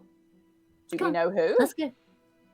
Well, between you and me, I did a little spying. Oh. Yeah. It's nice that that Eugene has come clean with you, Aisling, about all the deceit and lying and stuff. It's great, I'll probably come Who do you think through with you. Eugene's picked it up from? Aisling. Wow. Yeah, it's his sister. Rock has a sister. Mm-hmm. And Rock Okay. has not been telling us everything about himself. I mean, I always knew he was keeping secrets, but he's from some fancy house. Anyway. Okay. Wait. We're gonna make him come clean now, so it's fine. Let's go. Now this is a good party. Okay, all right, let's go. I mean, it's not a real party until there's a little bit of drama, right? Exactly. Okay. Should I come? What you don't know oh, is that it is just a drag house. Yeah. I think he meant just us, but this feels like I'll be inside and yeah, you well, can- I'll find you later. yeah. Kind of leans in and awkwardly gives you a peck on the cheek. Eugene blushes. I'll see you shortly. Okay. Okay, let's go. Okay. I shall stand and wait for them a little way away from my sister to start with. Who goes back to the stone bench and is just sitting down, waiting. I feel like as we're walking towards the thing, Aisling's definitely going to ask Eugene whether all these crazy trees and bushes grow in these strange shapes. Amazing. They grow in the shape of like a bunny. They don't grow like that. Someone cuts them to look. Well, To can you look like? Can you make some magic ones in the house that do grow like that? Because I think they're really cool. I mean, yeah. Okay. Cool. Dear, that's amazing. We can just make the bushes outside into shapes. I'm sure it can't be that hard. Oh, okay. That's what we're doing. That's what we're doing tomorrow. Oh my God, Wait, we're turning the I house feel into like Ezra this is a- Scissorhands' house. Bad idea. I love it. I think it's about this time that you arrive behind the topiary in this little tiny secluded area, and you do see the two figures that Eugene has actually already seen.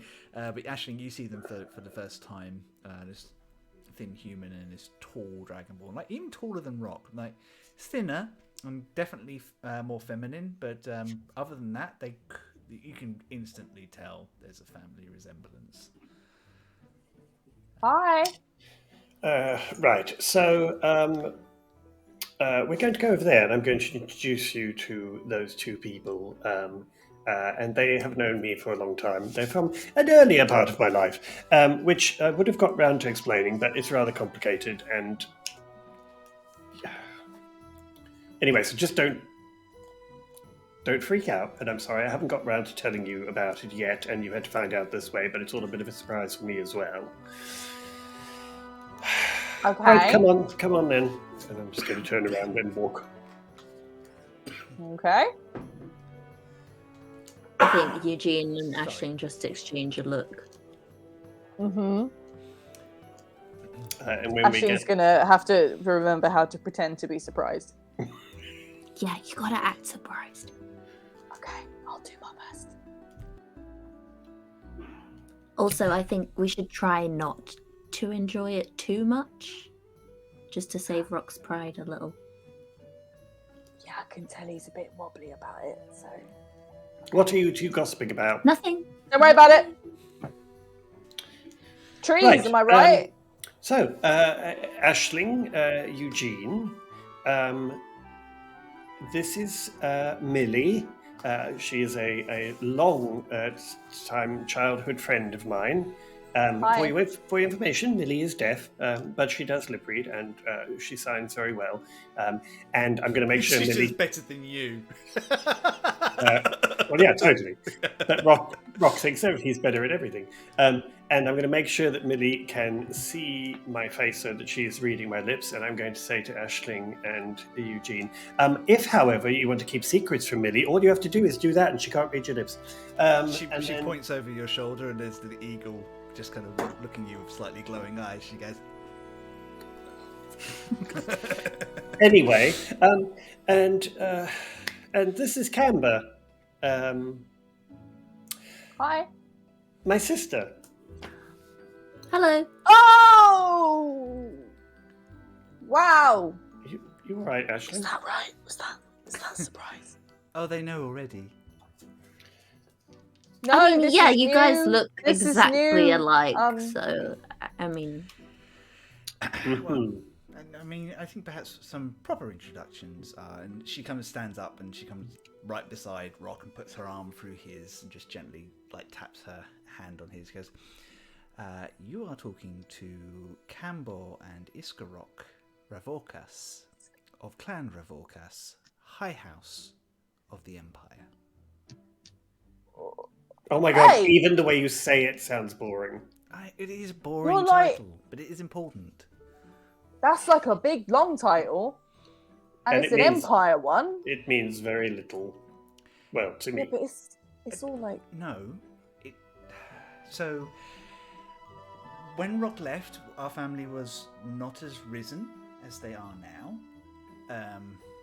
The Emperor What's that mean? deigned to You know how bread rises after it's been steeped in sort of yeast and fungus, just like that. Stop it. In the high houses of the Empire, some are more in favour than others, and our house had always done well, but was middle. And then recently, in the last 5 years, the new emperor raised us up to the high house status. You see, me leaving was good all round. The house status went up as soon as I left. It's brilliant. There was some major What? negotiating. He had his eye on you, you do realise. Who? The emperor. Oh, don't be ridiculous. He's still not married, and he always quite liked you. Oh, well, even more reason I left. Anyway, that's our stuff. You are Aisling, and you are Eugene Appleby. And I am very pleased to meet the two people who have busily been keeping my brother out of trouble. Well, I wouldn't go that far. No, I certainly wouldn't either. We've Nah. got in a Nevertheless, fair I amount thought- of trouble, actually. I thought you should probably meet my sister as she so kindly surprised me by arriving here and insisting on meeting you. So there we go. It's a surprise. I was sent. It's my job. It was a surprise for me. Yes, but I wouldn't- told you could invite her. You said she wouldn't come. Well, I didn't think she would want to come to something like this. I didn't realize she was going to be sent here as a... God, Am I the only official. one who didn't know you had a sister? I don't know. Apparently, Eugene knew about this too somehow. I knew. Lies, Alabaster. Oh, bastard. Anyway, so there you go. Now you've met. So you're like, you're a fancy, fancy one, right? I'm not that. When have I not been fancy, Aisling? Oh no, I'm talking to Rock. You're a fancy one. With who? You. I've always You're been like fancy. all high. Yeah, but like high house. Well, so because somebody stuff. gave me a name now, that's some title, it means something. That's the whole problem. That's the whole point of why I left. The titles mean nothing, and you know me as an adventurer and your friend Rock, and that's really all there is to it. Is that why you hate poshos so much? Who? Poshos. Oh, really? Oh, I don't hate them. I They're mean, I just a- wouldn't blame you. Oh, I do like Aisling. She's the They're light. just oh, shut up. They're all just caught up in pomp and ceremony and rules and what you're supposed to do and not supposed to do, and Fair. so. Oh yeah, no, I agree. I just don't like them because they're boring, but you don't like them because it's like a family thing. Yes, Fair. like Aisling says, they're boring. They are. I mean, I don't know about you two yet. I don't know if you're boring yet, but I'm going to lean down She to kinda Aisling and leans just in, go. she goes, "Why don't you buy me a drink and we'll find out how fun I am?" Oh, God. leans in Ashley. Oh my Yeah. God! Can we please just? I hate this already. Can we just? Eugene Actually- is thoroughly enjoying this whole So is Ashley. interaction. All of the shit he's given him about Chris. That's Anyway, true. so it turns out my sister has now been sent here to represent the Empire, because now she's risen in the ranks and is now apparently in What does charge that of mean? some stuff. What you got to do? Officially, I'm here to welcome the island of Parshgate to the Scattered Lands, and just to ensure that they understand our presence is there and that we can offer any support we can. Unofficially, the Empire would like to annex them, but I am not personally a fan of that idea because our You trying to take it? only if they want to come. And she kind of glances like she genuinely does look a little conflicted by this. So my honest assessment, I think that we need to focus inward and do not think about expanding at this point in time. But there are always voices in the court that feel otherwise. After all, the Empire was built on conquest, not diplomacy, and then there are some rather stuffy old men out there that haven't got over that idea. Yeah, conquest ain't great. No, it really isn't. It's terrible for relations and trade. And people. Yes, remember that part. Yeah, but to be fair, this is exactly what I told them would happen as soon as the island was made visible to everyone. I knew full well that the Empire would come knocking, as would others. You did say that.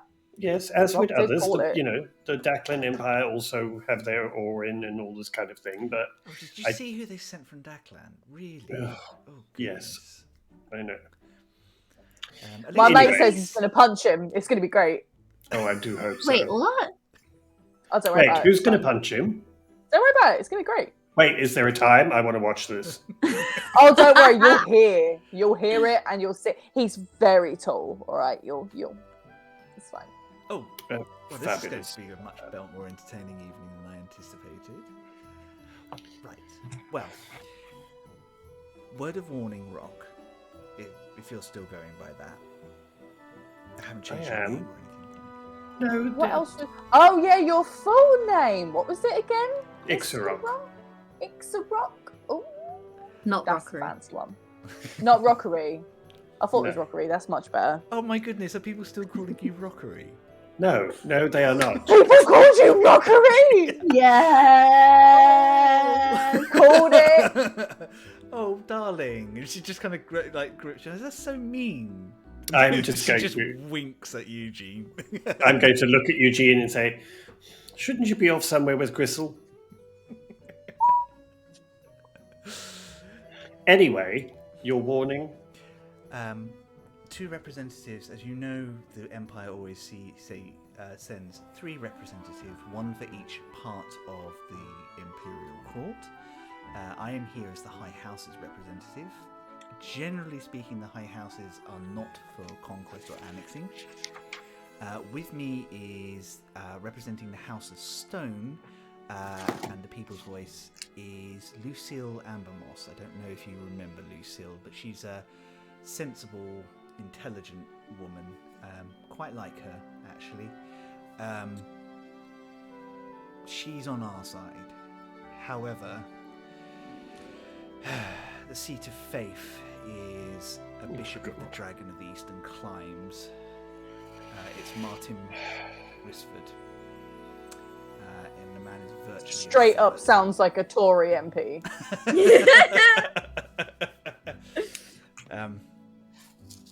Onerous little man. Again, sounds like a Tory MP. Yup. Just watch out for him. He is going to cause trouble tonight. I know it. Is he all about conquest then? He is about anything that furthers the Emperor's ambitions. Yeah, he sounds like a irrespective dick. of whether it's sensible or not. I'll see if my mate can punch him as well. To be honest, there are some very, very capable people here. People who are looking out for this little island that has appeared. And apart from that, he can try what he wants. But at this particular party, there are a lot of people that he will encounter that will stand in his way. So And she kind of nods and she goes, well, for once, and she's going to take both your hands and look you directly in the eye, there will be 2 Iskarok siblings. 2 Revolcus siblings looking out for this island. well, I do appreciate that. But could you not have just telegrammed me? No, darling, this is much more fun. Mm. I mean, look at you. Delightful. She just kind of plucks at you. It's like, look at you. You look dashing. I just wanted to see your face. I could have sent you an image, Right. but it is I could have lovely to drawn see him. you. Right. You should go back inside before anyone notices, and I will Oh, I'm sure they'll notice when you come in. Okay, wait, hold on. Is no one supposed to know that you're a fancy lad? Well, it's just not something that I sort of broadcast or talk about or give history of my background, but I've never lied about it and I've never purposefully hidden it. I just don't use my surname because it is recognized as a house of the Empire. And because I walked away from that a long time ago, I do not talk of myself as being part of a high house of That's the fine. Empire. Is that just going to be one of those things I'm not supposed to say then? Well, I'd rather you didn't I don't broadcast it, but it's not something, like I say, it's not something I would lie about if somebody asked me. I just don't talk about it. But if it gets out, it gets out. As Camber rightly says, if we happen to be in the same room together, people do tend to put two and two together. It's do going look. to be out. Yeah. And I wanted to talk to you before it happened. Well, thank you, I think. Right. Well, I, for one, need a drink and to find my two colleagues before they cause a diplomatic incident. We'll get punched. That probably would count as one of those, Aisling. Thank you. Okay.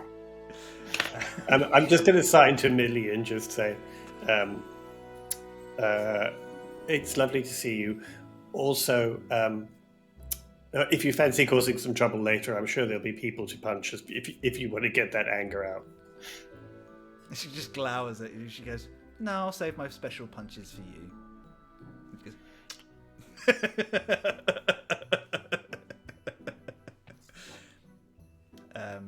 And she takes a bow to both Aisling and Eugene, and her and Camber leave. And it's about this time that you hear Rock faint? Yeah. Bonnie's voice come out in the big announcer's speech. My leaders, my gentlefolk, and other sentients, please join us in the main hall for the main address by our honoured leader, Rebecca Ryder. Oh boy, guess we better go back inside. Okay. And as much as I want to press on, because I'm having a lot of fun, I think this is a really good place to stop for tonight. Yeah. Oh boy. Awesome. Ooh, this has been a good one. Spicy. Yay. Awesome. Well, I had a lot of fun. I hope the three of you did as well. I'm sorry, Wayne, Oh, I threw so your much. backstory out into the crossfire like that. I know, I didn't know that was coming. Yeah. Did you not? No. Ah! I had no idea. Whilst you were away, she got promoted, and this has been a trajectory that I've had. Oh! So Chris, good. you wily one. Which has been fun. She's a great character, and I love the fact that what Wayne gave me to work with for her. Cool. Right. We will be back next week. Yes, we hope you have an amazing week ahead. We keep an eye on our socials and everything. We'll keep you abreast of everything we're up to and the like. This has been a lot of fun. I will let my other players say goodbye properly first, and also let you know where they can find you, where you can find them, and what they're up to. We're going to start with not Theo, because Theo said no. I love that this is a thing now. I know. It must be a thing forever. It must be a thing for Great, that's good for me. You can find all my stuff charlievince.com, which is probably somewhere around here, right? Find all my socials on there, and my portfolio and my shop, and I've just as well put a link on my shop thing to where, because I've recent obsession with making repeat patterns, I now sell fabrics and wallpaper with those on. So that's awesome. That's Very cool. That's through Spoonflower. That's all my links are Wow. on there, and there's some pretty cool ones on there. And I think that's about it. I think that's about it for me. Thank you, Chris. This one's been awesome. That's this one's all right. been so much fun. This has been fun. It's been fun to I love role play heavy sessions. Cool. Well, we get to carry on with this for a little while. I think there's probably going to be at least another session and a half with all the things that are going on. Well, hopefully that'll give me time to get these outfits drawn up because I need to visualize how we're all looking right now. Fabulous. That's how you're all looking. Fabulous. Yeah, that's all you need to know. Yeah. Eugene, Theo. Yeah. It happens at least once a week. I think really I'm saving does. it for the end now. It's just it has more impact then. Oh, Would you like to I take am it? Theo. And you can find me on the internet at theoblueillustration.com with links to all my stuff on there and a link to my Etsy shop, which is closed at the moment but will be opening again this week. And on Friday, which is the 8th of April, I will be releasing some new things. Exciting. Yeah, and there's some really cool stuff actually. I'm really pleased with some of the stuff that I've had made recently. So yeah, check it out if you so wish. Brilliant. Looking forward to that. We'll once you get all the links up and that, we'll make sure we share it on all our socials as well. Wayne. Yes, I am Wayne. You can find me on most of the socials as WayneFix01, where I don't do very much posting, but I chat a lot and sometimes talk about branding and design and various other things. Thank you very much to everybody for joining us in the chat and for keeping us entertained through much wonderful chat. oh my God! It is the much names, appreciated. The names. The brainstorming of the names. The book on the names, guys, absolutely amazing. Yeah. But thank you, everyone who's joined us. It makes such a difference to have you guys here with us. It's really, really lovely. It is cool. I am Chris Mepham. You can find me and what I get up to all in one place now. chrismepham.com/links. We'll give you links to all my bits and pieces. I have started Twitch streaming myself by myself again, playing a few video games. Keep an eye out. I will give an announcement if I am doing that. It'd be lovely if people could pop past and join me. If you need more D&D in your life, and let's be honest, you do. Who doesn't? Our wonderful friends at Wicked Game are continuing their Divisia Census campaign on Wednesday evening, starting at 7 p.m. Please It's check so them out. good. It's really good, full of really great characters. I feel like they would absolutely adore those characters. Absolutely cause the same level of chaos in this environment as well. Fully. Also, our friends Dice and a Slice are still putting out calls for people to help them with a collaboration for getting ready for their second season. So check them out. I think Wayne's throwing stuff in the for us right now. Please do check them out. They are lovely people. It will be so much fun to do stuff with them, and they are still open for that. We will be back next Sunday at the same time for the continuation of this grand ball adventure. Find out what politics and maneuvers are going around and who the people that these three get to meet are. And who gets punched? And who Yeah. punched. Someone's More going to get importantly- punched. Someone is. It's a big It's a ball. event. There's Yeah. alcohol flowing. Someone is guaranteed. Someone's going to get throw a punched. Oh God, it's me, isn't it? I'm going to get. Oh. Oh dear. Big thank you to everybody again. We love doing this with you, and we will see you next week. Much love. Bye, love you all. Love you, Mum. Love you, Charlie's mum.